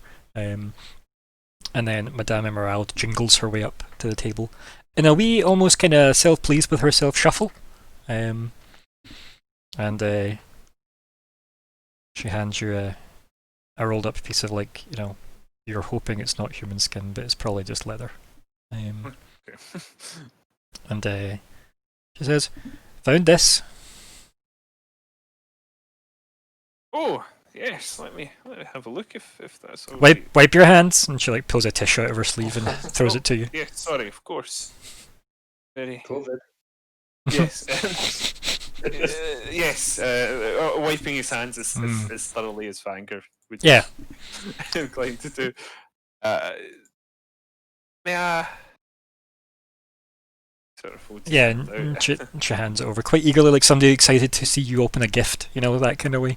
Okay. And then Look at it. and like you undo the wee leather strap on it and unroll it, and it's just like a really, really faded part of a family tree that seems to have been torn off from a much larger tree. And at the very bottom of it is, a Chiroptera, last of the house. Let's see. Thus ruining the library and date idea. I mean, Else? no, because this. yeah. I was gonna say this doesn't answer any of the questions you just wanted to go to the library for, though. Okay, good. What other names are recent in its history? Everything is so faded that, weirdly, like a video game, the only name that's really legible is Chiroptera. Weirdly, like I'm sure you could reference them if they became relevant. Looking at, Yeah. Sort of thing. Yeah. Okay. You know how I GM, right? Yeah. So Okay. This this is interesting. I don't even know why I have this. She says to you. Did someone leave it, or They must have done, but it's been in that cupboard for. Oof. That's all she says. She's kind of like you can clearly tell she's thinking how many cardigans ago that might have been. no? This is the. I'll show it to sort of Xarxus and Adair. This is the. I think that's the chat you were talking about, isn't it? She hands you all like hanky. She just keeps pulling out of like different sleeves and tucked in like her her blouse and stuff like that, just so that you can wipe your hands. Oh, thank you. This is very interesting. It all follows from the look of it. He was the last one, so presumably one of these other people. Can't quite make any of it out, but maybe if I knew what I was looking at, we could figure out who that guy was, if he really was a lord of Upterra. He might have been from a different family and pretending. He might have been pretending he was a lord full stop. Who knows? I'm believing this is good thing to take to the library to see the lady to try and find some information out. If you don't mind, Madame Emerald clears her throat as soon as they say that. You don't even need to even speak in. She just clears her throat and puts her hand out. Like, turned up for money, obviously. Hand it back to her. She goes, no, I'm saying if you want it, pay me for it. It's clearly an heirloom. Oh, right, no, we're happy to reimburse you. How much would you say was reasonable?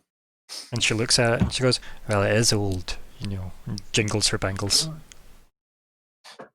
But I'd be open to offers. She looks at you, sincerely. If you look towards Adair, he's kind of just rubbing his eye, but like gesturing maybe one. Yeah, like the Let's see.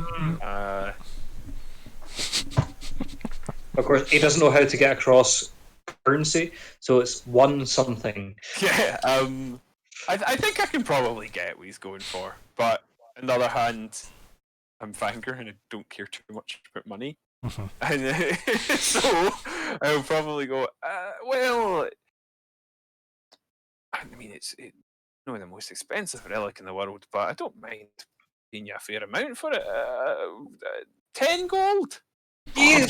She kind of just Adair start choking on nothing. She kind of just goes, I mean, I think I could part with it for that, but I will say that that'll be fine. Right, thank you. Let me just. He pulls the sack out of one yeah. of the ladies' counts out. 10. There we are.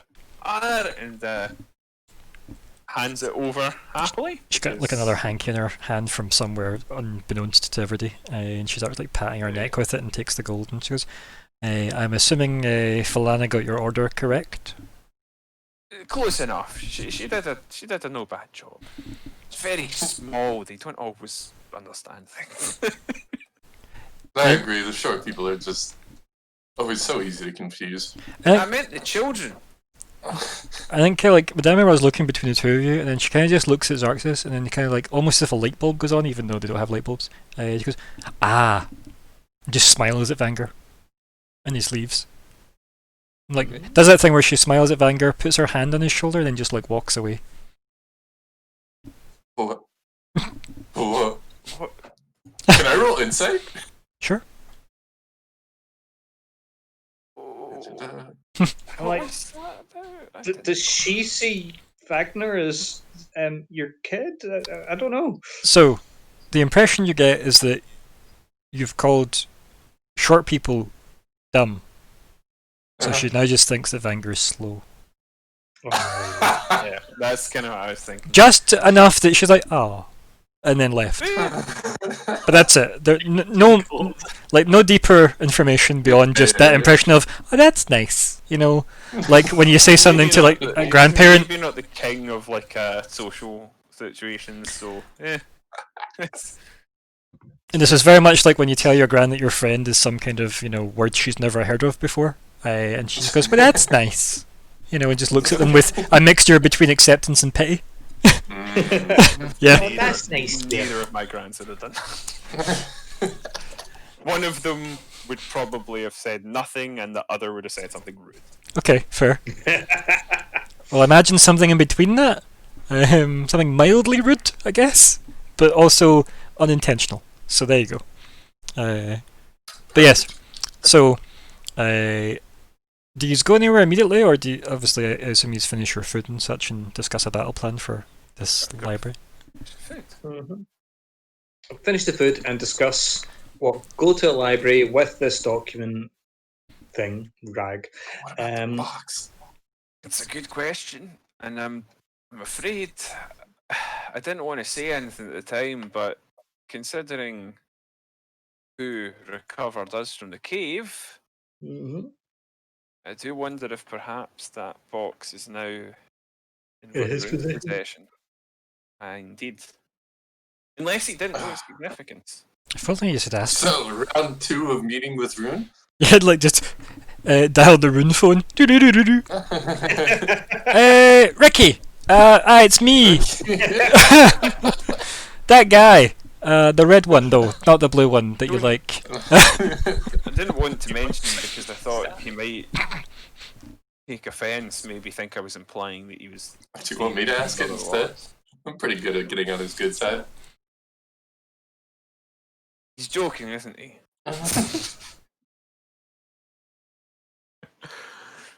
I would never. I don't know how wise that would be. Maybe he seems to like you, Adair. We have how you'll say history. And I have history Ah, with his history. and he does seem to have some sort of respect for you, Fleabite. So if anyone's going to ask him, I would say one of the two of you. You both have a previous relationship, having worked with him previously in. Is it Runestad? It's called. The Rumstead, da. Did he name it after himself, or is he named after it? Anyway, that might not be a bad approach, but there's there's every chance he had no idea what the significance of the item was, and it was just a box in a cave to him. In which case, Da. But why would he be looking at cave unless he was looking for something in the cave? I think he literally said what he was looking for in the cave. yeah, Fleabite. Yeah, Yeah, because Alvin Yeah. said to him. Alvin's had that. If his I forgot interest Alvin- was in Fleabite, then maybe he wasn't particularly caring what he found other than that. I'm sure he Mhm. probably had a look, but if it didn't look like anything too interesting, if its significance was purely personal, then might well have left it. It clicks So back another- to the airship and it's Von Rune laughing with a bag of 30 books. With bat wings as he runs around the deck of this airship. I'm a bad. Yes, Father. Oh I was dear. going to say, is that actually where Walter and Mm, Samuel are now? Yeah, they've got this lovely box and all this bat stuff and books, and they're already They're claiming the leaving everything reward together. from Yep. Lord Tonan. Yeah. Good old Noah. And Glint. Yep. So, I guess then, as you mutter away between yourselves about what the plan is regarding the next stage of the journey, there's a tug at the side of you, Xerxes, as Falcon has clearly appeared from nowhere. I lean over here. Yeah, what's up? I made this for you, and thank you, and here. And then she just kind of half throws a small box at you, and she runs off back to the kitchen. I shall catch the box and open it. Yeah, and it's like a very, very, like, very cheap wooden thing that arguably she's made herself. And,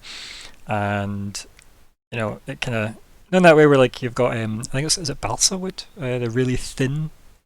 That's the one you're thinking of. Yeah, like, it's like that where as soon as you open it, like, it half cracks. you know, with the tiniest bit of pressure. And there's like a couple of gold coins in it. What? She's giving me the coins back? Yeah. The exact amount you gave her, which we can't remember. But she remembers for us. That's sweet. I think it was. That's very sweet. I think it was 3. I think. I think it was 2. Okay, then it was 2 gold. But yeah, you get 2 gold back. Why? Alright, I guess I'll. Yeah, you put her in a position to make her own money. That's child labour, ain't it sweet? It's just the sweetest. It's rewarding. Xerxes' heart grows 3 times that day. Roll a con save. Twice. Oh well, you're he dead. dies. Of a There's unbroken assassination. heart. Were the coins for the ferryman? I'm unsure now. Oh my. Good old Karen will get their dues. But anyway, so yes, I assume we just screen wipe to the library now. Yes. Sure. Yeah. Cool. Yeah. Cool. So you're in front of the library. It's a bit chilly. There, you're at the door. I will be knocking first, and proceeds to knock. I love that you stop to present the next action to the group, going, "Here is what will happen next." As we have approached this door. As we approach, I turn and put my hand up and be like, "Wait, I'm going to be knocking now." And I knock. Okay. And then, like, time passes, and then the door opens eventually, with a clack, clack, clack from behind the door. And he goes, "Oh, you've come back. Good afternoon, and hello to your companions." Hello again. She kind of like nods in acceptance of the fact that she recognises you. He goes, "This door is open. It is a public library. You can come in." And she steps back. That's a nod. I am not wanting to be rude and interrupting, as I once did. So I am always wishing to. She does this wheel motion with her hand because it's cold. Oh, please, that. And I proceed to walk in. Yeah, and she does the same to everybody else to like speed them in. And I assume everybody heads inside the library and she closes the door. Yeah. And she like straightens out her outfit and adjusts her hair bun and clacks her way back to the desk. Milady, I am hoping that you are possibly. Oh damn! Can I actually quickly meta game? I got go back once before we leave Madame Emerald. Can I go get those books, the maps? Because I think it's due to be returned. That's fine. Yeah, you can go grab them. Yeah. So at least I'm presenting her with something. I'm giving her the books back in good nick. Yeah. So, Madame, milady, please, I'm wishing to thank you so much for the lend of the maps. Here they are. As good as new, I make sure they are not leaving the city or anything is happening to them. I see. Good. Did they serve you well? Oh, they did me well. My comrades got use of them. Perhaps not the outcome they were looking for, but they did use well. I see. Very good. But she looks at. She's kind of like she's got this look on her face where she looks at the group and then kind of just dismisses something and then like sits them in the to be filed section of her office space that is mostly open plan, where she's clearly not just going to leave the front desk because there are people. But, Madame, we are hoping you are possibly able to help with the little knowledge of history here in the Evershed of nobles. Please, can you be looking at, and who has the parchment? Fanger. Yep, I will hand it over to her. And she looks at it and she goes, "Oh!" And looks up. "How can I help?" This lord, the Chiro, Lord Chiro, Do you have information about him family who is challenging him to this final duel of death? Things Yes. like this are recorded? Yes. And she kind of looks back at the paper and looks up at the group and just takes in the sheer scope of the group, which is, you know, a bushy dwarf, a red tiefling, a fleabite, and, you know, the entire experience that is Adair. The Adair experience. And she looks back at the paper and she got like that thing where like her, you know, the back of her hands kind of pressed against her hip as it's angled teapot-esque, and the other one looking at this piece of paper with her little half-frame glasses, and she's like over by a candle to see it better, and she says, "Many of the names are faded, but yes, this seems to be part of the Optera family tree. Yes. As to the demise of Lord Optera, yes, I can assist you with this. Do you mind if I ask as to why?" Oh, it is strange thing. We are believing we might even be meeting. Well, my comrades, they are believing they in fact meet this man, the Lord Optera. But of course, he is being dead. He's dead. She kind of like shakes her head as if, you know, dismissively, and she goes, "I very much doubt the validity of this." And she kind of nods, almost to herself. She goes, "Yes, it was a..." And she kind of like takes a moment, as if clearing her throat. She goes, "The lord he jeweled killed him, so it is unlikely that you'd have met him, unless..." We met a strange individual who gave their name as Upterra, but I don't believe he said he. No, unless I'm mistaken, I don't believe he gave his name. No, he never gave his first name. No, I don't believe he gave his given name. Is there any other member of the family that could reasonably be alive or have recently been alive anyway? And she then she almost beside herself says, "Thankfully no," and then like clears her throat briefly, and then says, "Unlikely. He was the last of his line. He was, in fact, the duel was a result of a failed courting." Oh. She kind of nods, like, you know, maybe too much, like a bobblehead. Do the Optera family have any traits, any notable traits that would set them apart? Any recognisable features of the lineage? She kind of like says, "What do you mean?" Or, you know, some of the old families have a recognisable chin or something like that. She goes, "There may be..." And she like taps like her lips a couple of times with her finger.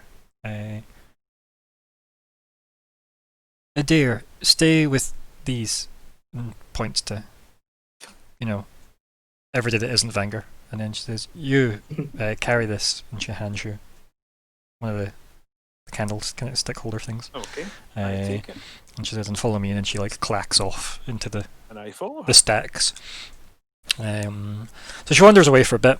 You follow her, and she, you know, she seems to be going into, you know, one of the many deep, you know, layers of the library. She ends up just, you know, doing her climbing wall routine up the. She hands you the candle she's holding first before she does this. Climbs up half the shelf just to lean as if it's, you know, her height and a half again. Up. Pulls down, you know, 3 big rolls up of parchment, and she like unfolds a couple. She gets you to bring the light over, and she goes, "Ah, yes, this one. A lot of the older nobles had family portraits commissioned and duplicated for posterity in the town records." And then she kind of like holds it up, and it is it's 3 pictures of like the Optera noble house, each one more diminished, as obviously clearly many years have passed between the portraits.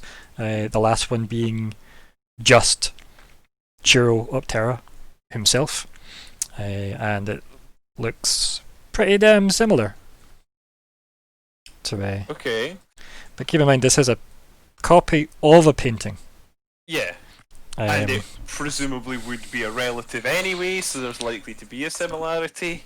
Mhm. Yeah. So it's not like it's in any way guaranteed. But you can roll an investigate check if you want to take it back to, say, Fleabite. You could both look at it. You know what that means. Free getting advantage. Yes. Yeah. I think that would be.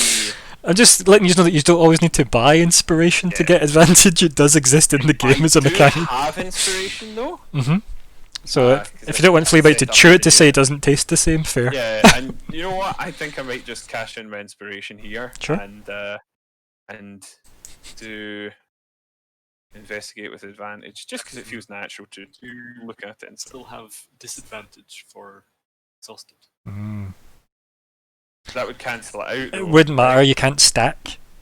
There's only like, even if you've got infinite sources of advantage, So I either one. have it or I don't. So, Yeah. But having advantage would cancel out Correct. disadvantage. Correct. Right. So okay, well I'll use advantage just to investigate then.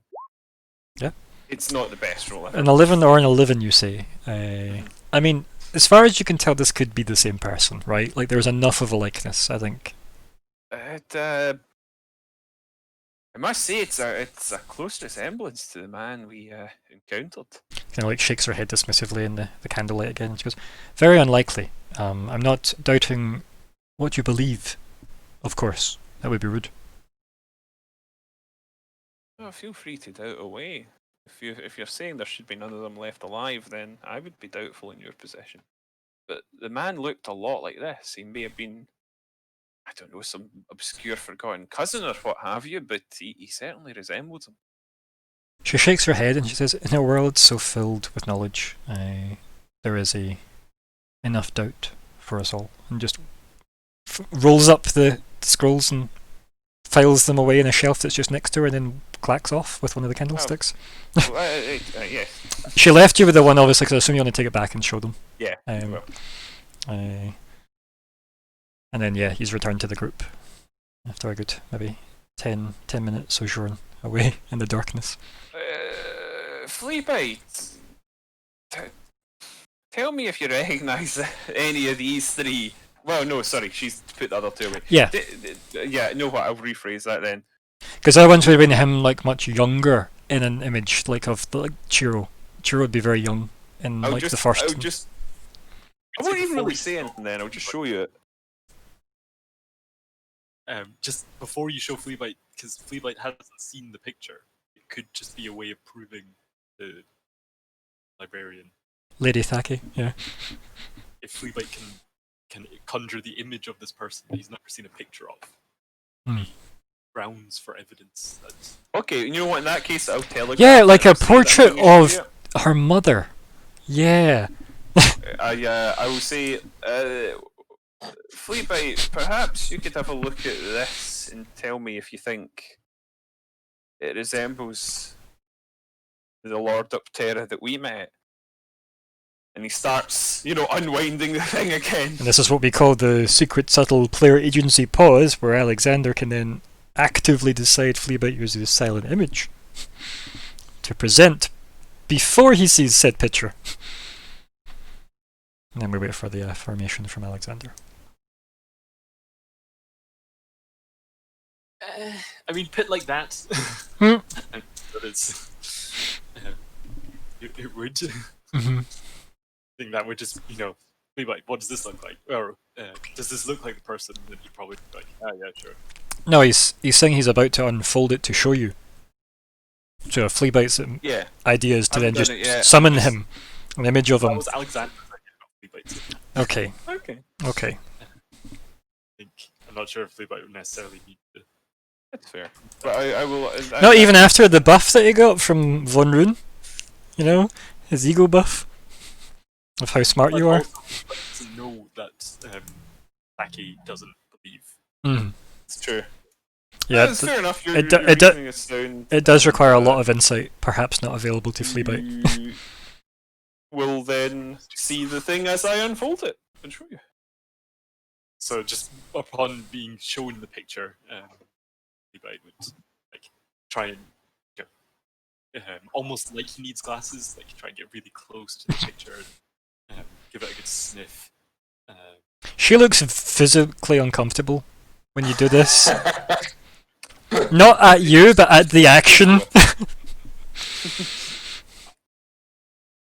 Like, and probably just say, Yes, that is half-man thing. Is half-man thing pack lords common in this clan?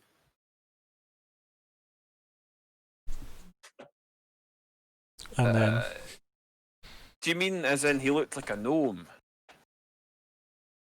Or something Yes, similar yes, to a gnome, half-man maybe? thing. And then, like, I think Lady Thaki like leans in and says, there were rumours of gnomish blood in the lineage. Nothing was ever confirmed, as far as my Serious? records go. Then,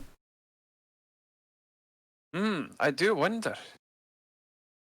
It might be an unfair assumption because I know nothing about this noble family. But there were always tales floating about in dwarven society, and I think from my limited experience, it applies to humans that noble families tended to hide away any unfortunate children that might embarrass their image.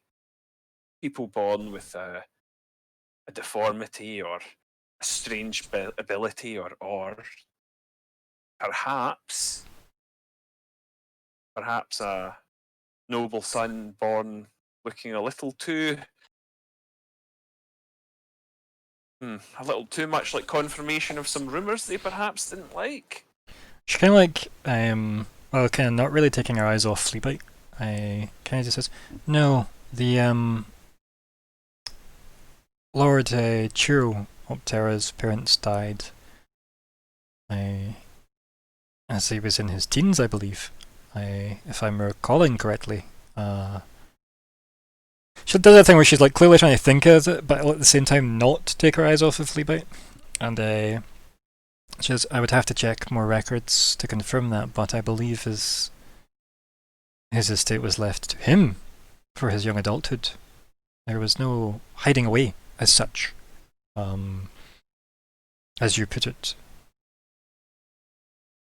And then she finally turns her head where her eyes eventually can't keep looking at Fleabite, and then they snap to you. Anger. I'll begin to roll the thing up because I'll give her it back. And then she says, you haven't said why this has happened, though. This unlikely encounter. We were investigating a bat cave. Strange man took exception. Kind of nods and she goes, I won't deny that the Chiro Optera I have heard of has a lot of strange things attributed to him to be true. I wonder.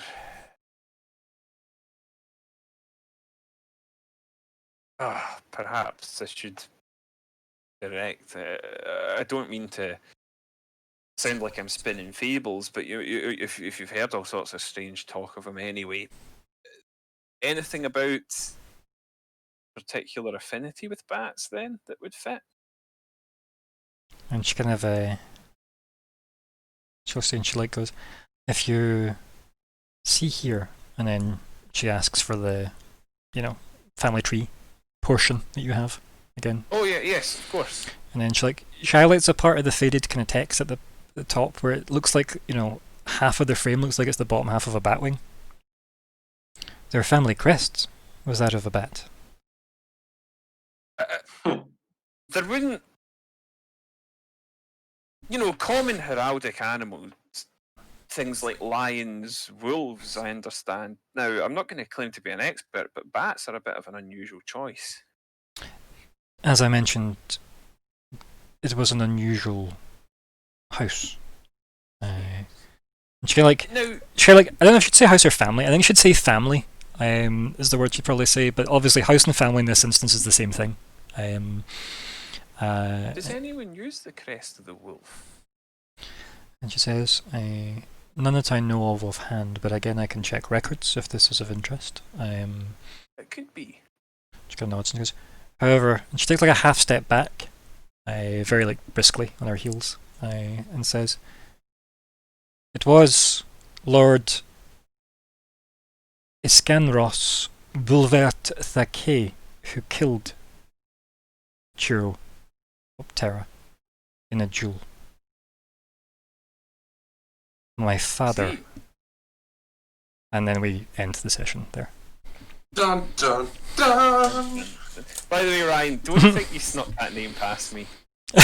No, I know I didn't. That's for you. That's a gift for you. And not Iscanros, that's for sure. No.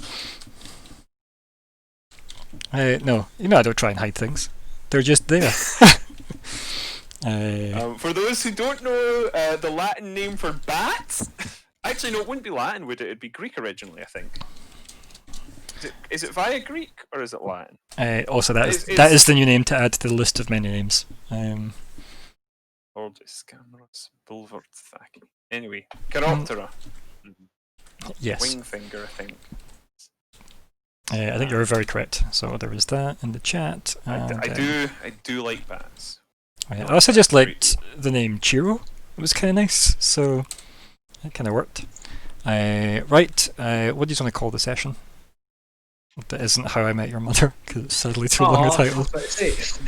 You know, I mean, it might fit as a title, but yeah, I feel like you sort of... it is a good. It is good.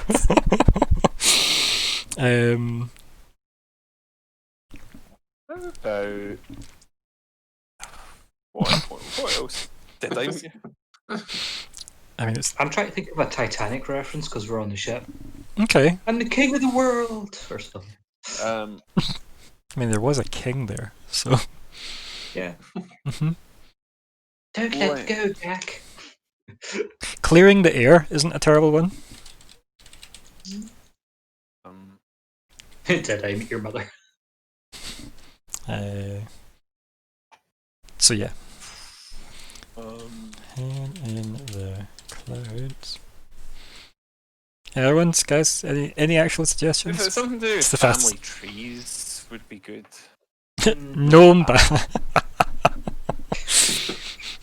I mean, it's maybe a bit too on the nose. I feel we're getting close to something. Yeah.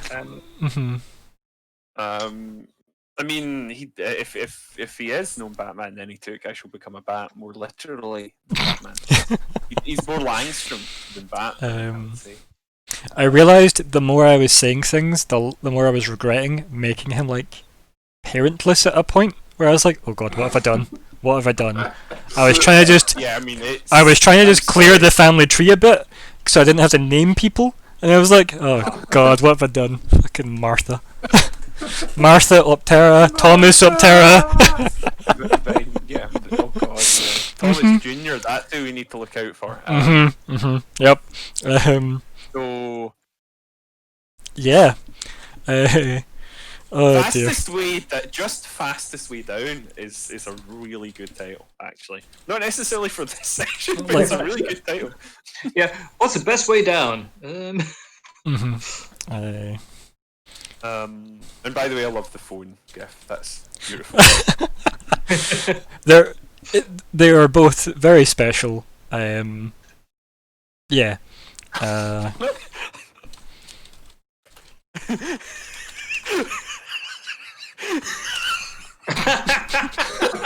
Louise. So every day that can't see the suggestions, it's because Colin typed Dark Gnight for gnome reasons. I I mean, it's a terrible reference, but I'll even vote for it. Yeah. It's awful, but I love it. I'm so I think pleased. we've got a winner. Yeah. We've got a winner. It's so bad. Yay! It's so bad.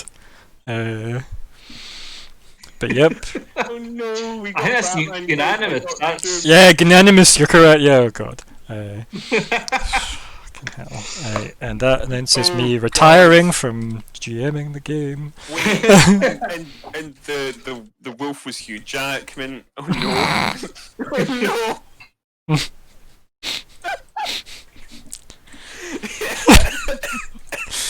Oh dear. Right. Anyway, we've named the session. And here we are. Satchel Bob. What is, to be fair, my hair, son's straightening is pretty fluffy that way. Goals. Did any happen? Don't think so.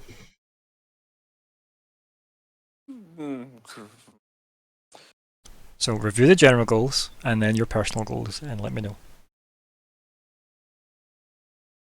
I think investigate Batcave kind of was done, but we weren't able to investigate the most interesting specific box.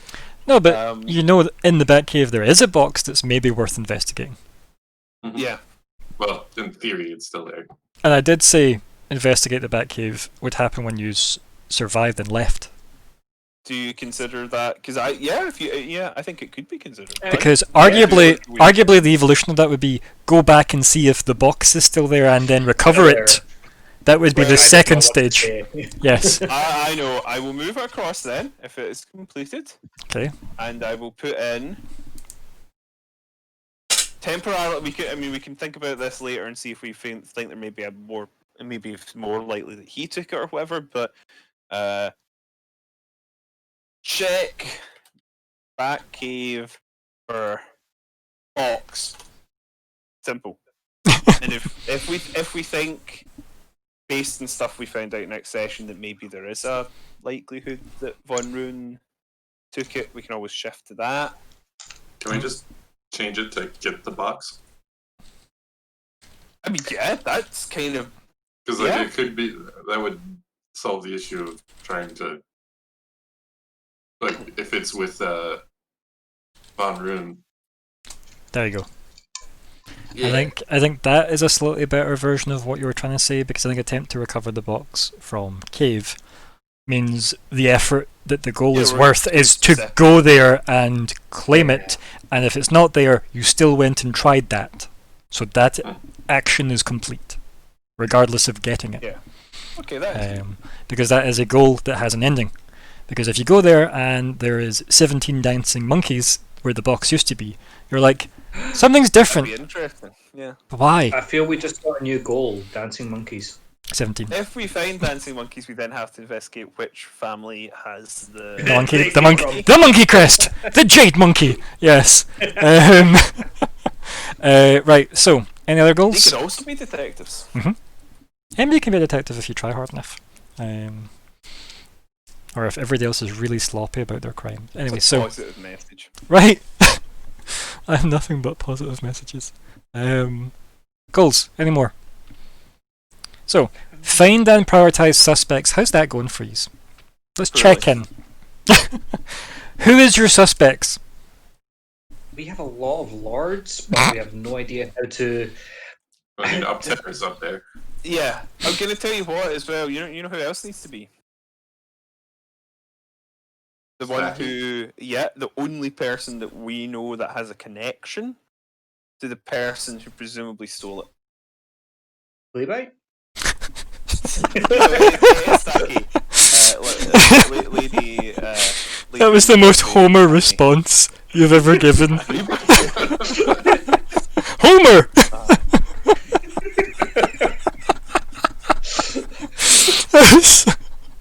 Anyway, yes, you're 100% correct. Lord Thaki is a potential suspect if he's still alive. I mean, anyone in that family, there's a connection between the two families. They might know more about their rival family then And she seemed a wee bit agitated. yeah, she didn't seem eager to talk about it. That could just be because there was a inter-family feud that got ugly. Could be simple Also, as why that. is a noble working at a library? To be fair, like when you're nobility, you're not always wealthy. It's true. Name doesn't always sometimes mean rank. they just like there's like they're land wealthy, but that's it. Like yeah, we have this castle, but In also, in fuck all. in High Rock, in my other world, Cadence, there was a fancy restaurant. And High Rock is a city full of old money people. It's just where all the old money lives. Not a million miles away from this now that I think about it. And in that, they were served by like somebody's like nephew. That's clearly some kind of eventually will be an entitled lord one day. But because he is nothing right now in the family tree, he is a waiter in the restaurant because he's going to work for a fancier noble house so that that noble house knows his name when it comes to the who are we marrying off together stage. So her being in a library isn't that much of a stretch despite being a noble. It would be weird if she was the head of her family and worked in the library, unless it's her library. Because it's still weird she works there, but she might just really have a passion. Yeah, and if you are one of the noble families that are especially well off, then you can probably just do whatever the fuck you want for your your days. Like I want to run a library, deal with the house, other people. Yeah, I'll be in the library.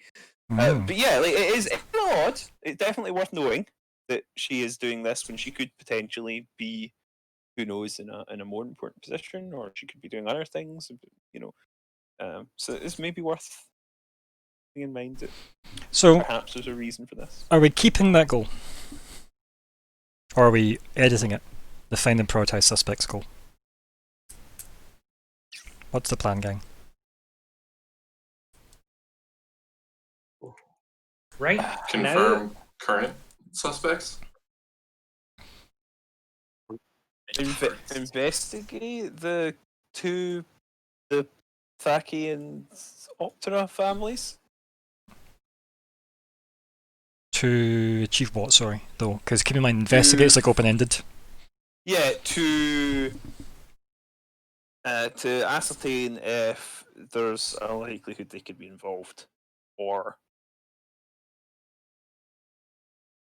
Yeah, that so there could, almost if there's any reason to confirm think- any complicity in missing box, I guess, with Yeah. aforementioned families. So you even not necessarily confirm if it, but like if we found some reason to believe that maybe there was a bit more going between the two families than it seemed, then that would further suggest that the idea of them secretly working together in the background is very plausible. And I'm not sure how to phrase this well, I'll be honest with you. Yeah. I've wrote this. I'm just going to paste it over it, and you can let me know if I need to undo this. The assumption is you'd investigate that. Yeah, that's fine with me. Because Yeah. if you learn there is no connection, you still chased up on that, Yeah, right? yeah, So, that's nice and simple. yep, good, because I can understand what that means. Good. Did Right. we complete the previous mission? No. Because we found the suspect. No, arguably, yeah. No, I'll give you that, right? Well, yeah, I suppose we kind of have. Yeah, like you did identified find suspects. and prioritize. You literally did that. So yeah, no, That's a good point. add that over. That's a good point, yeah. Because I do think, like, even if one of them is dead and we're not I'll sure just, who in the other family to suspect, we do have an idea of who we're looking at. I'll just do it. I'll move it over because I'm nice that way. What a man! What a man! What a real man. Right, done. Okay, anything else? So next on the list we've got find out circumstances around the big wedding, e.g. coerced. How's that going? Poorly. Are we continuing with it? Do you have an angle? I'm fine with keeping it. At least for now. Okay. So Who do we pursue it with, though? We can probably stop it, right? I mean, there is Well, another connection in town, yeah. Alexander, I was hopefully. after Belem. Yes, if we can. you remember his fake name? Something? Lord Mr. Kent? Mostly I was asking because I don't remember. I just remember calling him It was Canty. something silly. Yep. We'll scroll up long enough, we'll find. Probably. But that's fair. Like if we can find him without blowing his cover.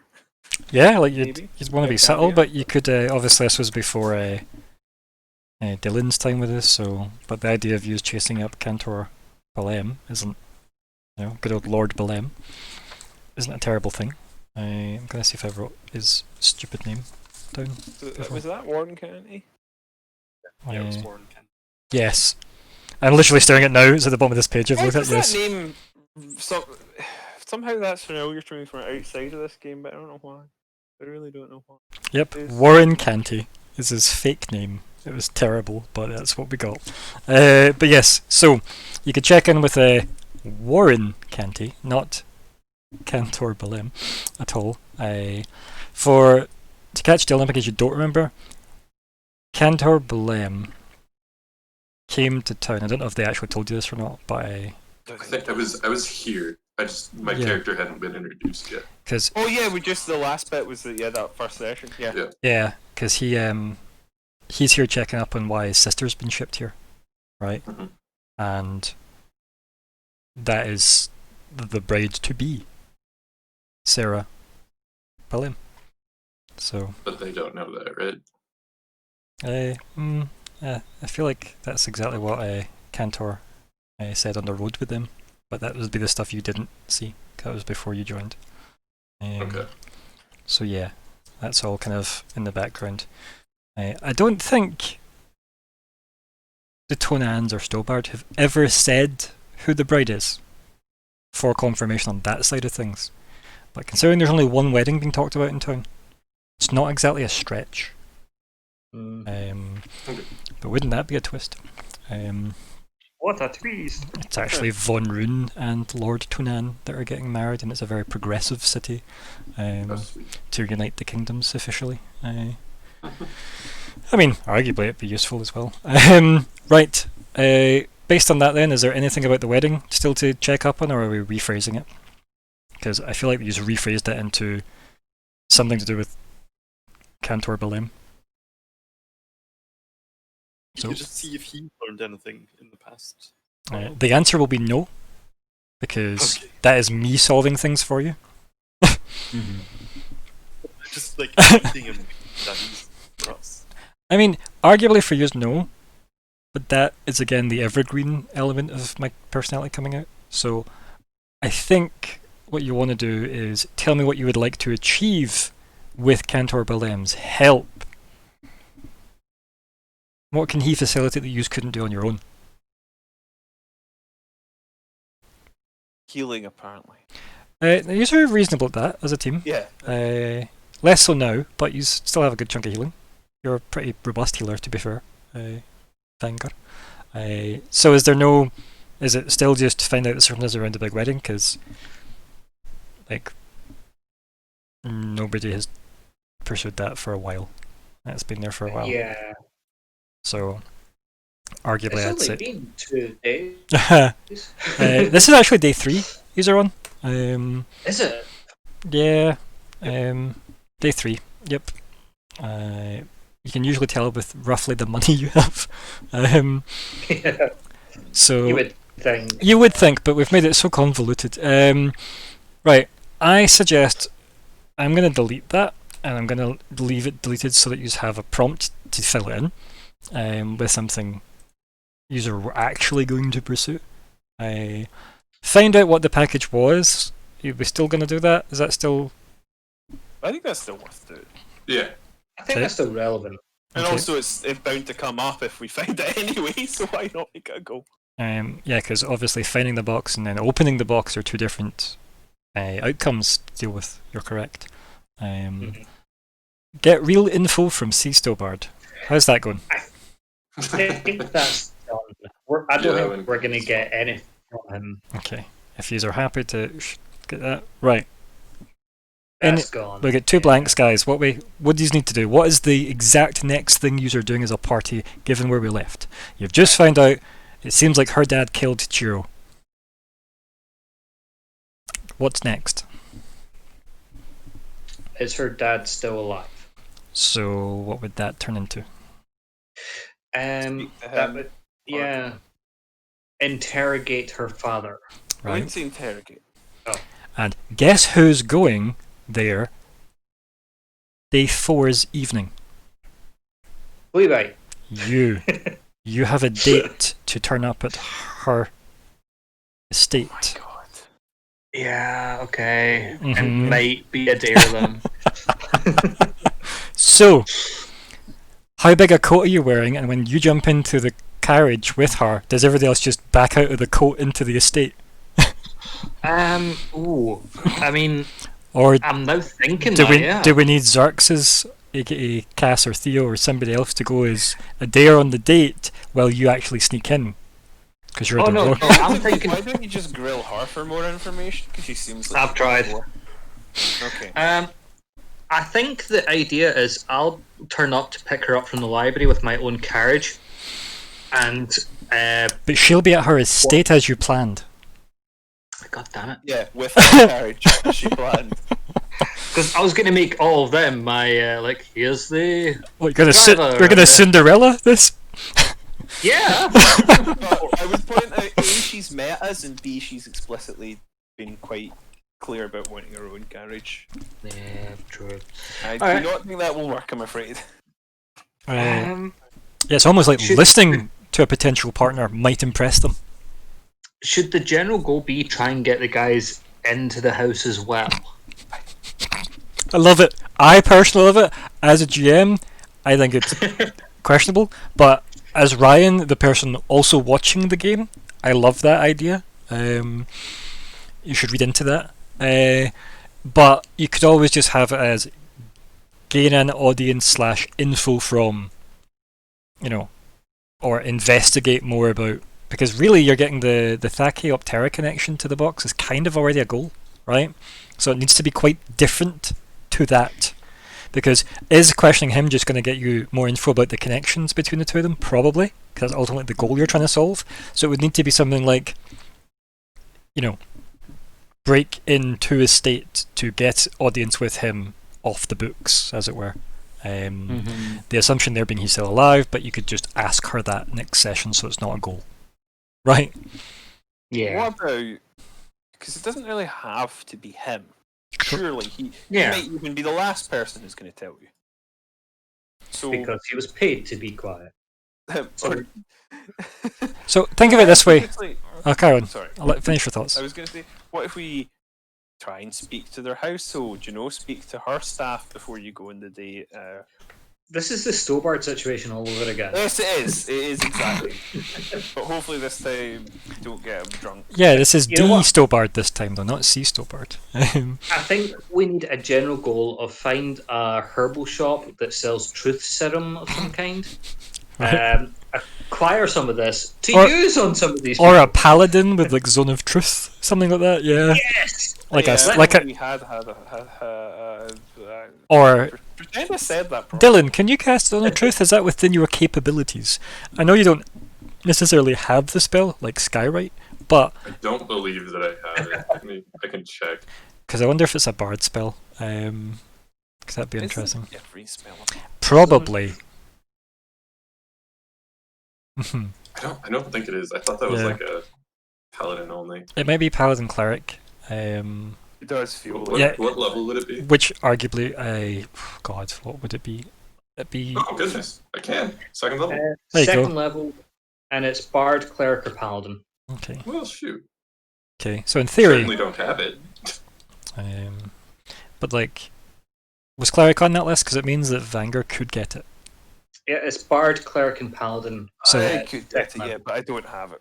yeah, but you could get it in preparation. You just need a long rest to prep it. Whereas he can't get it because he has already picked spells for his level, assumedly. Or in fact, no, you've not. Right. You've not done your level up to 6 yet, have you, Dylan? No. Did So- we level up? Yes, as Ooh. Yeah, so in theory you could pick it up. So there you go. I'm not saying you should purely based on what we've said, but because obviously if it then ceases to be useful, you've got a spell. But yeah, it's something to at least consider, I think. There's also the possibility, because people can refuse to use, like... Yeah, it's very obvious. You're very aware you're under the spell, and it doesn't mean you can't just shoot someone. Oh, sorry, I didn't mean to click that. It's like you can resist it, right? You don't have to consent to it, like, and if you... It can be saved against. Am I right? It is a charisma save spell, I believe, from memory, and you're aware it happened, and so is the caster aware if you succeeded or failed, which is one of the rare spells that lets you know that. And otherwise, it would be useless. Yeah, and also it is. If I noticed somebody doing that to me, I would instantly slide them down my NPC reaction table chart in my head. Yeah. So yeah, they would go from my normal everyday bitch face all the way down to grumpy face. It would get... Maybe even frowny face. It could... Obviously, it has its use. I'm not saying it doesn't. Yeah, it's a very useful spell. Wrestler. Although I suppose the other thing as well is, like, ask them. Like explicitly say, we have some really important stuff that we're doing, and we think you might have some information. Do you consent to us using this AI designed to test if you're lying? Exactly. Yeah. We can use a spell to ensure that you're being honest with us, because we know a lot of people haven't been. Yeah. Don't make it about them. We know nobles have a way of convoluting a conversation that could be simple. Yeah. I would never be simple. So. Not in public. Right. What I was going to say on top of all that is, we know that you want to investigate the connection between Thaki and Upterra based on what's happened this session to the box. You know that the cave is still potentially now safe to traverse, potentially. Potentially. One based on Runestad's aspect of who's dead and alive, which isn't best. I mean, he seems really bad at that game, doesn't he? Yeah. Like... no idea his mom's kicking about. Or the whole, like Schrodinger's Alvin. So, yeah, that's a thing. But regardless of that, you're right, he might also just have taken everything in the cave. So, it'll be worth investigating again for that reason, but that could also... that's goal number 2, obviously. Let's say you get there, and regardless of what happens, what's the next step? So if you get there and get the box... You're going to open the box and then maybe work out if it is the package and then achieve another goal. So that cave might be worth 2 goals straight away. But if you get there and there's no box, what is the plan after that? Go back. But like to what? What is the next step then, right? Because keep in mind the travel time to get there and back. Yeah. So... I'm going to go with... Right? So would it be now, would the goal be, gain, I don't know, progressive information, useful information from Von Rune regarding what? You could even just say enlist Von Rune, because keep in mind the only person that asked him to help was Xerxes. I don't think we should try and enlist him, because he's obviously a very powerful figure with stuff going on, and he's more like, no, I enlist you.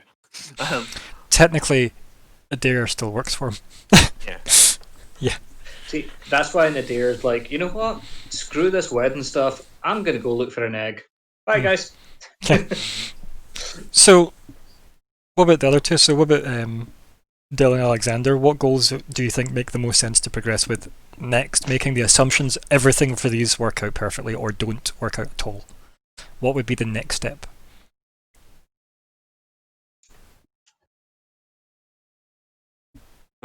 Right? Because that's 2 potential timelines to step into. One where, obviously, giving the box back to Lord Twinan is not a goal. That is indeed the quest. So,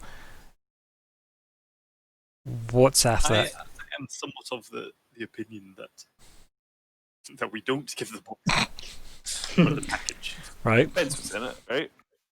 What about learning more about entering Baris?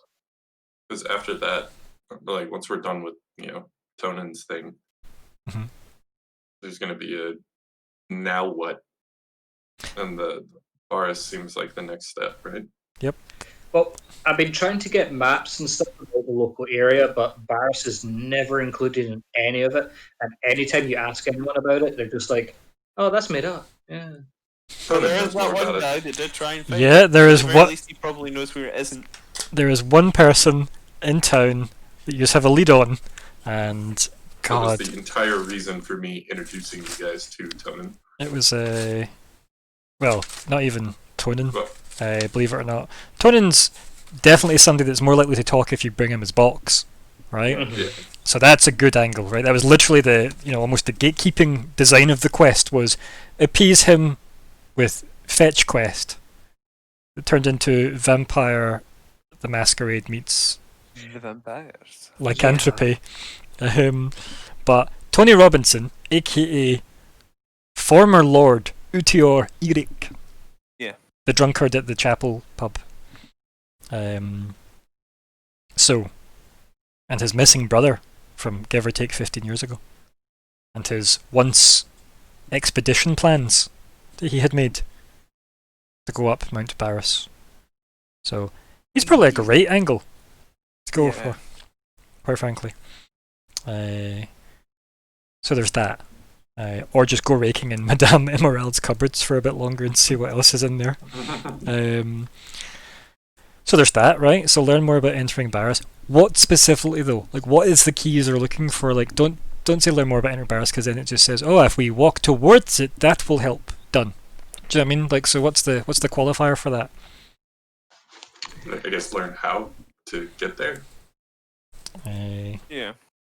Sure. I mean, arguably though, if it's a city at the top of a mountain, mythical or otherwise, getting to the top of the You mountain, should just be able- yeah. right? And also, read into it a bit. Von Rune hired the former party in its entirety, if you will, to deal with it, and he has a bloody airship, Yeah, so why doesn't he just fly up there? right? Because it ain't that simple. There's some trick to it. So yeah, that's a thing, right? So that's not, these things weren't just put in there because it's cool to have an airship, even though it is. Only we had someone from that city. Yeah. That would have been convenient. Had the instructions. That would have been. Yeah, you're correct. Or the one with the mental map imprinted by the Book of Von Rune in their brain. Yeah, Yes. that guy. Yeah, that'd have Yeah. been good. We had a. Or one of the Sisters of Chaos, Yeah. right? You Or know? one of them. They Yeah. might have the link. Yeah. Instead, Yeah. we've got. Just so you know, for- an air genasi. for Dilho and Colin, Thea, the priestess of chaos, was essentially courted by Cynthia and an older woman that referred to her as the third sister of chaos. FYI. So yes, a lot of plot heavy people are gone. Alas. The other being a noble turtle man who would have fit right in here. Yeah. Because he was a noble. So, yes. Right, we've got learn more about entering Barris. Really, you need a slightly more reined in goal, because that doesn't really do much for you, right? Really, you just basically need to prepare to go on trip to Barris. Really is a goal. That Yeah. actually make a plan to set off for Barris and then do so. Would be that. And that would probably be after the wedding nonsense is Yes. resolved. One way or the other. If Fleabite eats the box and vomits it back up, and you can't hand it over because, it's not very presentable. Right. Do you intend to go and try and find Utu or Eric to chase up that angle? Because that think could be a that's goal. Because that could be your other goal, right? So preparing to, venture off to Barris, and you could even enlist his help if you wanted him to go die up a mountain with you. I'm saying that flippantly. Fair. He might be quite eager if we're willing to help him get there. Yeah, right? Yeah. And you aren't exactly making cheap monies for this quest How's you're his on name now. spelled?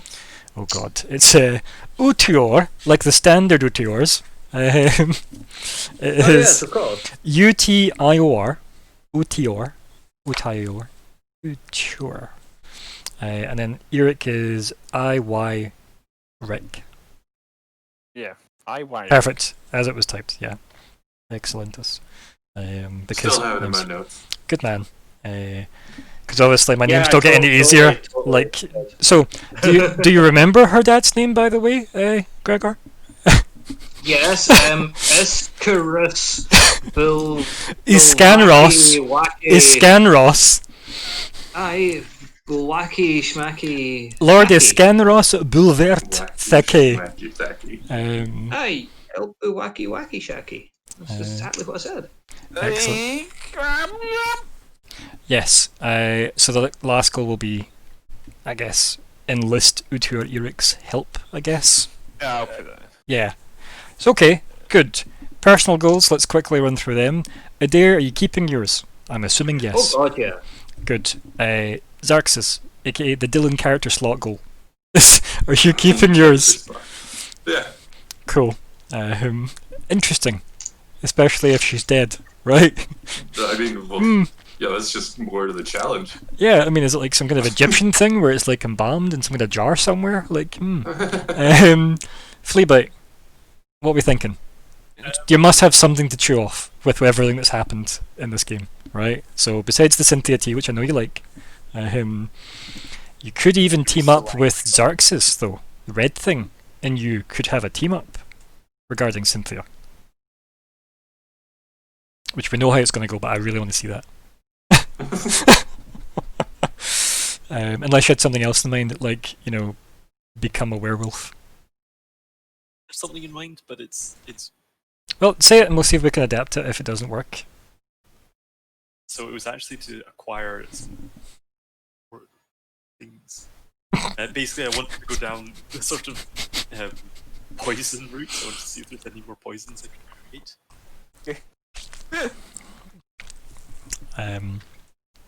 Interesting. A bit left field. It's just something that I've been thinking.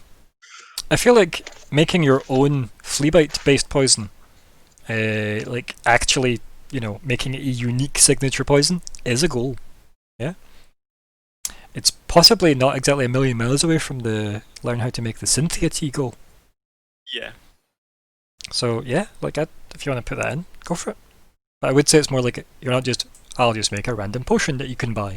It would need to be unique. Because there's already potions that I can, or there's a poison that I Mhm. can make. But I was wanting to see is there, and I was looking through various things online. Yeah, I'm interested in seeing what a signature poison looks like. Yeah, and I like the idea that it's trackable to the one person using it. That's my favorite part. Because how many of those magic stones do you have left? Like 8. So you could, I mean, but if you grind them up, it's a lot. That's a lot of potions that could be interesting. As soon as the ground up, it's just like, wait a minute, what was I gonna do? Yeah, you're grinding it up, and then the fumes from it. You're like, "Yep, what was it?" Like 4 weeks later, you're in some kind of beach resort with all your money. Yep. Escaping life, yes. Okay, Vanger, you've still got learn more I've about. changed it slightly. Right. Okay, learn more about giant bats. Then, sorry, when did they appear? Always big and aggro, connected to the Optera line. Well, at least you've got a line on that, which is they used the bat sigilry, which is, and his name's Chiroptera. Yeah. Like I was the most unsubtle about that. Also, he did a bat scream, Yes. and he did it. lived with bats. Yes. So I think there's some connection between this family and bats. Yes. There was also the Oblivion Mace as well. Yeah, which, I mean, that could just be like Reeks of overcompensating. I'm just gonna say that. family heirloom, you know, from the Oblivion. This was my Um, aunt's earring. It was a pair once. She was much larger than me. Right. Anything else to edit? Let's see. So find out how to make unique poison / potion. I'm gonna change. I guess unique is good, but I want to just put signature in there because I kind of want it to be like a very Fleabite thing. I don't know what that means yet, but I'm excited to find out. Anybody else get any changes goal-wise? Because if not, we're done for gold, right? Going once, going twice. we're done. You get 1200 XP for that.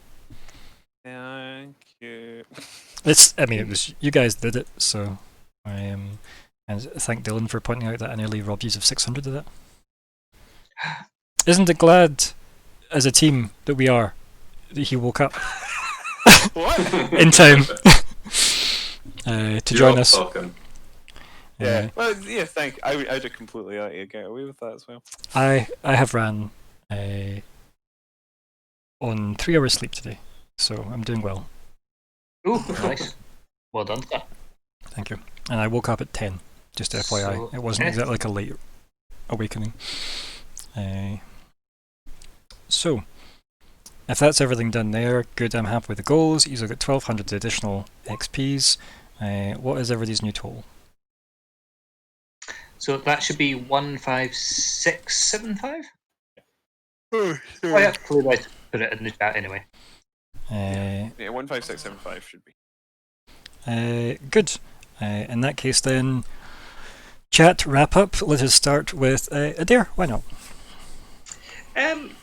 No, tonight was awesome. I didn't piss off Richter, which is always a good sign. Well, you've always had like a reasonable relationship with the guy, right? Yeah, but I'm convinced one day he's just going to go, actually, no.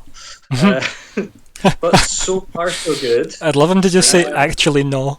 Like, Just, oh, wait, no, I don't like you. Nope, luckily, so far, it's all good. My lady, of the crazy name. Thaki. Yep, Lady Thaki. I have not managed to...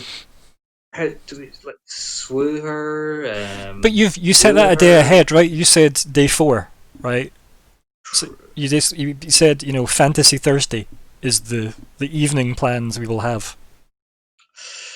Right. I really think I should look for that potion shop to like spike her drink or something. No, to just no. Has a good time. No, Okay. we're gonna just draw a line of that. Anyone listening? Yes, that was awful. That So was terrible of Adair to say such a thing. Yes. Gosh darn him. yes. In other news, anything else? Good game as always, did. Oh, good. Glad we finally got there. But there's so much Star Wars and Star Trek chat, and we luckily didn't fight with each other for that. So that's Yeah. good all right. It's almost like we're adults with opinions that we understand people may have differing opinions. Oddly. And imagine thank that. God I didn't mention Buck Rogers because Ha- that changes everything. Bzz, bzz, bzz. Anyway. Yeah, I'm old. I get it. Dylan. And I own it all on DVD. Nice. Dylan. Well, I felt like the first half was pretty boring, and then something happened right about halfway that like really kicked it up. Was it you remembering you should have been here for the whole game? Yeah. Okay. Roughly. But, Ridiculous. I'm slightly disappointed I didn't get to ask Rune about I mean, what would inevitably would kill us. But again, to be fair, right, we don't know what happened in that timeline, but I think we know that you were rolling a new character. It might just not be you, but at least you was rolling a new character. So there is that. But that's fine. It was good that you could join us, because I feel like it was better to not just have you narratively excused when you probably did have input you wanted to give. Because it does kind of suck when things like that happen, just scheduling wise, and then you do end up missing out on things where you're like, I would have said so many things here that would have changed the scope. So yeah, it was good that we got. hell, I felt that about Gnome Man, that gnome. The Dark Gnight. Yeah. Well, fair. You've been gnomed. Anything else besides the nonsense? No, it was a good session. It was cool to see the Falcon warm to my heart. That was adorable. Could we Falana? Falana, yeah. She has a new name. I forgot, actually, because it's an awful name, but yeah. I mean, she doesn't seem to want the name, so yeah. That means it's going to stick. I wanted to have something that clearly Madame Emerald would have named something, because she It makes didn't sense. like Falcon, so Falana felt like the most awkwardly old, uncomfortable. Also, if MD called Falana's watching, it's a cool name, and I clearly like it because I picked it for a character in my game. And Falcon's pretty much the MVP of this game. We know this. Falcon's the one that is going to ride the dragon from the dragon egg to defeat the invaders, and we're really just a delivery device for that to happen. So She's the main character. yeah, she was the protagonist the whole time. I just need to wait till our player has a free slot in her schedule to come player. But anyway, so anything else, buddy?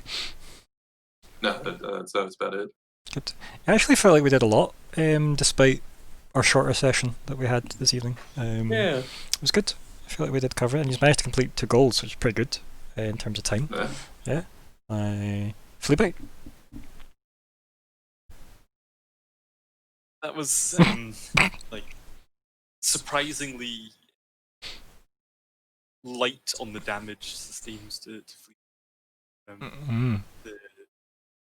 Still mourning the loss of the bat wings and various paraphernalia he picked up. Yeah, the end credit sequence is when you're all KO'd, by the way. He obviously scavenged through your stuff because he was convinced you'd taken his books.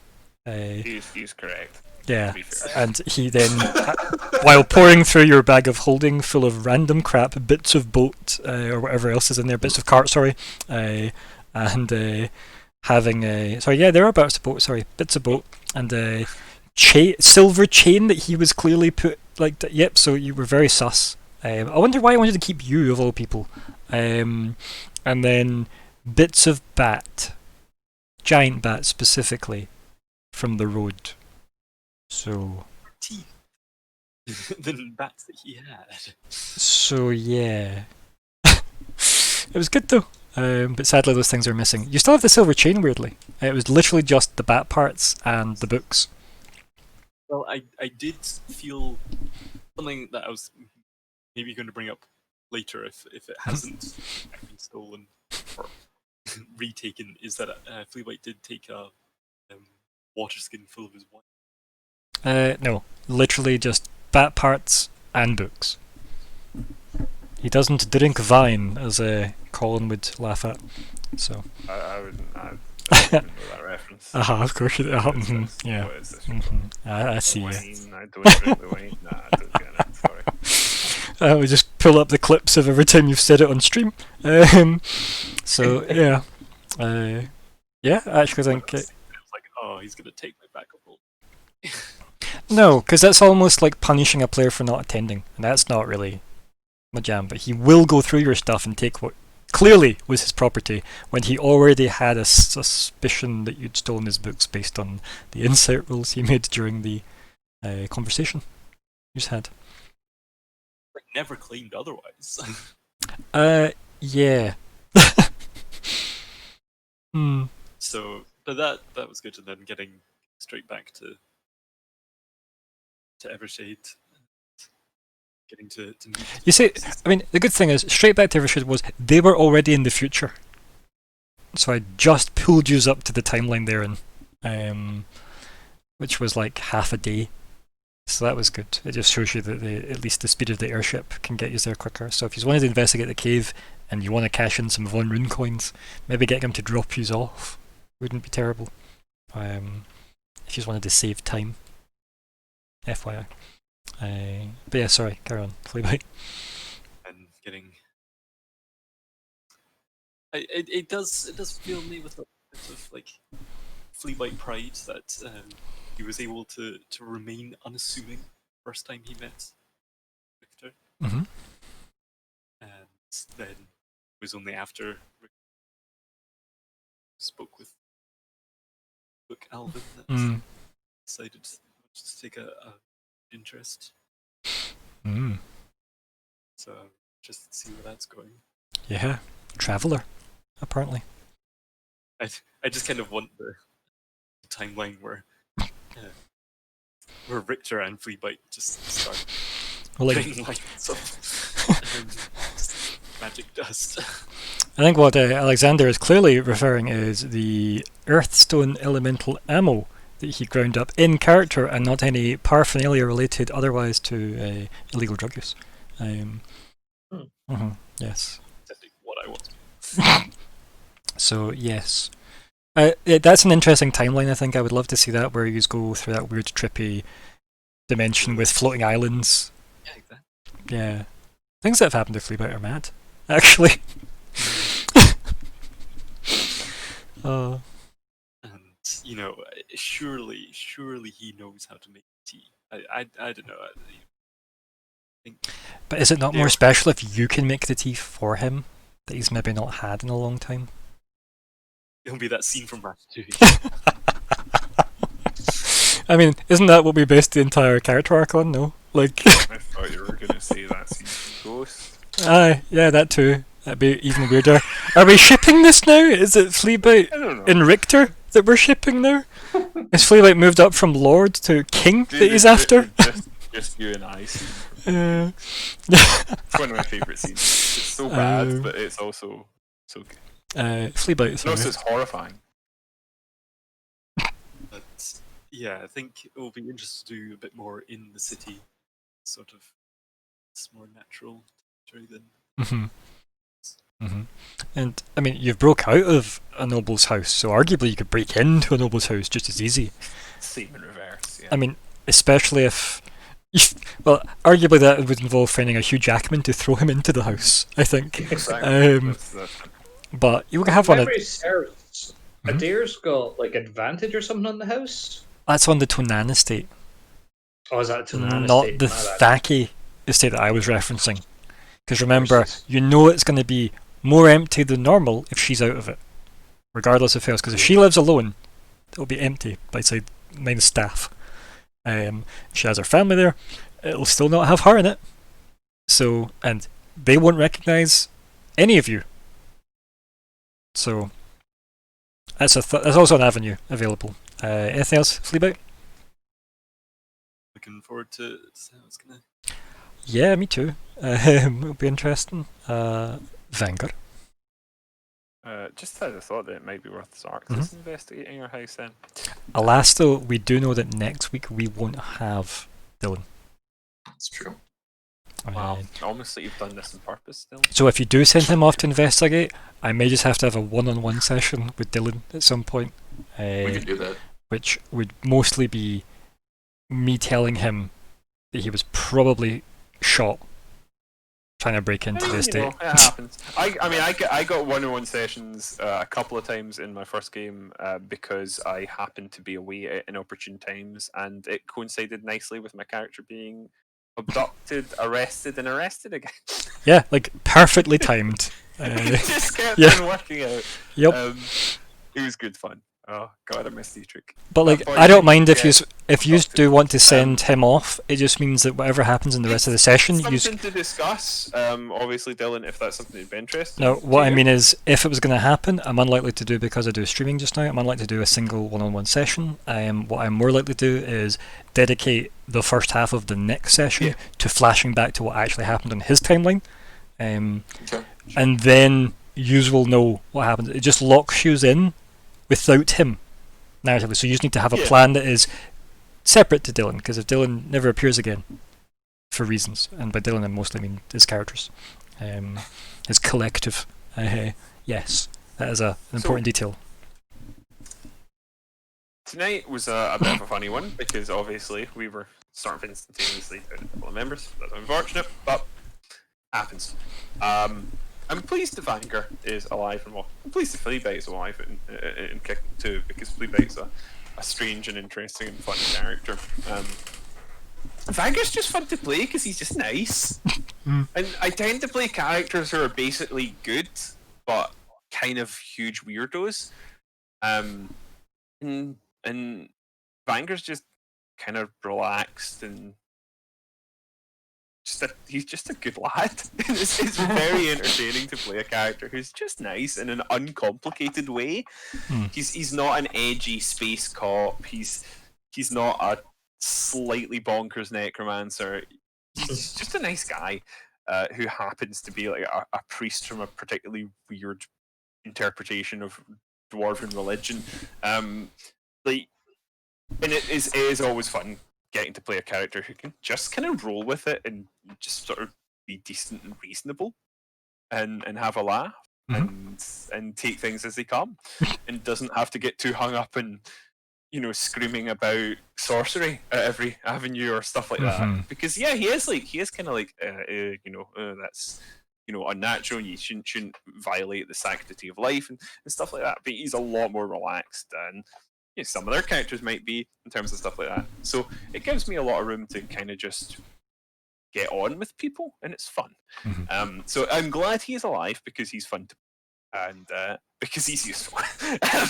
So it was nice. It was nice to get back, and it was nice, to catch up and bring people together again. To meet Doom. Sorry, Rune. Fun Rune. Yes. Yeah. Don't know who this Doom fellow is. Entirely OC character. Yes. An entirely original character. But it was nice. It was nice to sort of tie him a little bit more in with that part of the plot, where he has had interaction with his figure now and knows a bit more about him. We brought together some little leads, like about a bit more about the backstory of Thaki and a bit more about the Optera family, and maybe get a little hint as to something could be going on there in the background. If we found out that the Thakis had some sort of rivalry with Tanans, for instance, or something like that, that could be very interesting. Who knows where it will go, but there's a little bit of intrigue there. We've discovered a little bit more about the noble families, and that's always cool. And also just some fun character interactions and some progress in terms of finding out about those things and putting information together and getting back alive. My NPC count this session, by the way, was getting dangerously similar to Monday's game, so I might not keep an eye on that, Colin. I don't know if we've told the rest. I think they refer to Monday's game as some sort of strange and far-off land. Yes. The people have glanced from ships, but yes. never dared to harbour. Yes. Well, when considering in one session, I think that the 8 or 9 of my NPCs were in one scene, and I'm like, I don't need this. Please. Yeah. please send them off to do things. So no one thus far in this game, as far as I know, has threatened to blow up their own vessel while they're on board it, or anything like that. So that's nice. This is a little bit more chill. Like, you missed the boat times with Alvin, so yes. I did. He did that. I mean, that sounds familiar. It sounds familiar. I don't know if he did blow up, but I think he could have. Is the he could worry? Have, and it's all well. We were lost at sea for several months because of Thea's navigations. She was enjoying being back at the sea, though. That was her excuse for rolling badly. But also, if Alvin wrecked the boat accidentally, Thea would sink the boat in her response to Alvin's accident. Yeah. Of course, I mean Callum's. Yes. Callum's groups, but it's not quite as a bunch. Like, we're not quite the group of completely dysfunctional freaks that the Monday game are. And guys, listen to his words. Those are very complimentary. So. I love the Monday game so much, but it is a clusterfuck of madness and drama.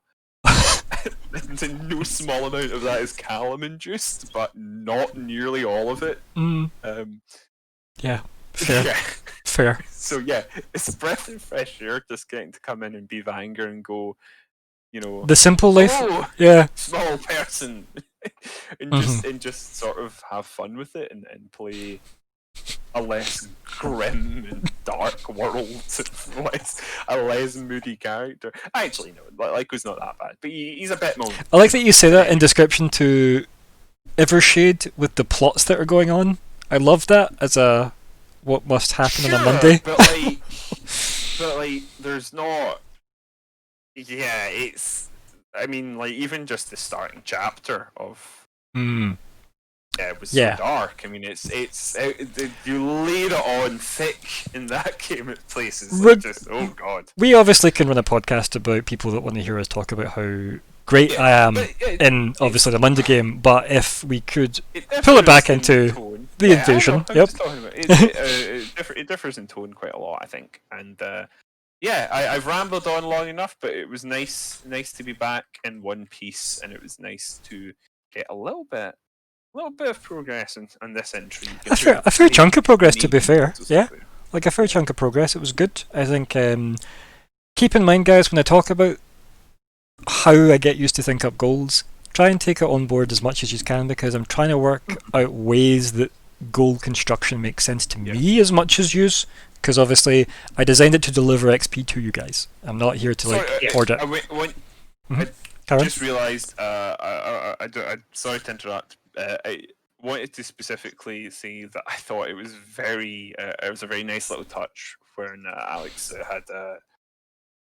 You had Fleabag toss down the dagger sort of in tribute, and I just thought that was very. I thought it was a lovely little bit of role play, as narcissistic as Fleabag is.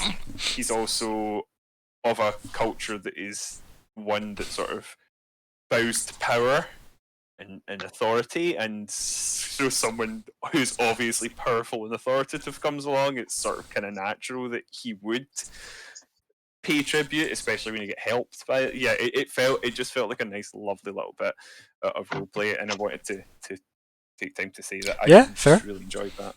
I think, right off the back of him asking, like, Von Rune as well, so, death by your hand cloth? Yes, I think we all had a lot of fun yeah. with Von Rune. As much as he's obviously a completely OC product, I think he's very accessible and fun to utilise, and obviously he is a character in this world that seems to have at least an airship, so feel free to try and give me an excuse to get him in the story as often as possible, and still duck Disney's lawyers. I will add, I think that must be like the second piece of anything that Gnight has. Yeah, and who did you give the other thing to? Do you want to tell the group? Cynthia. So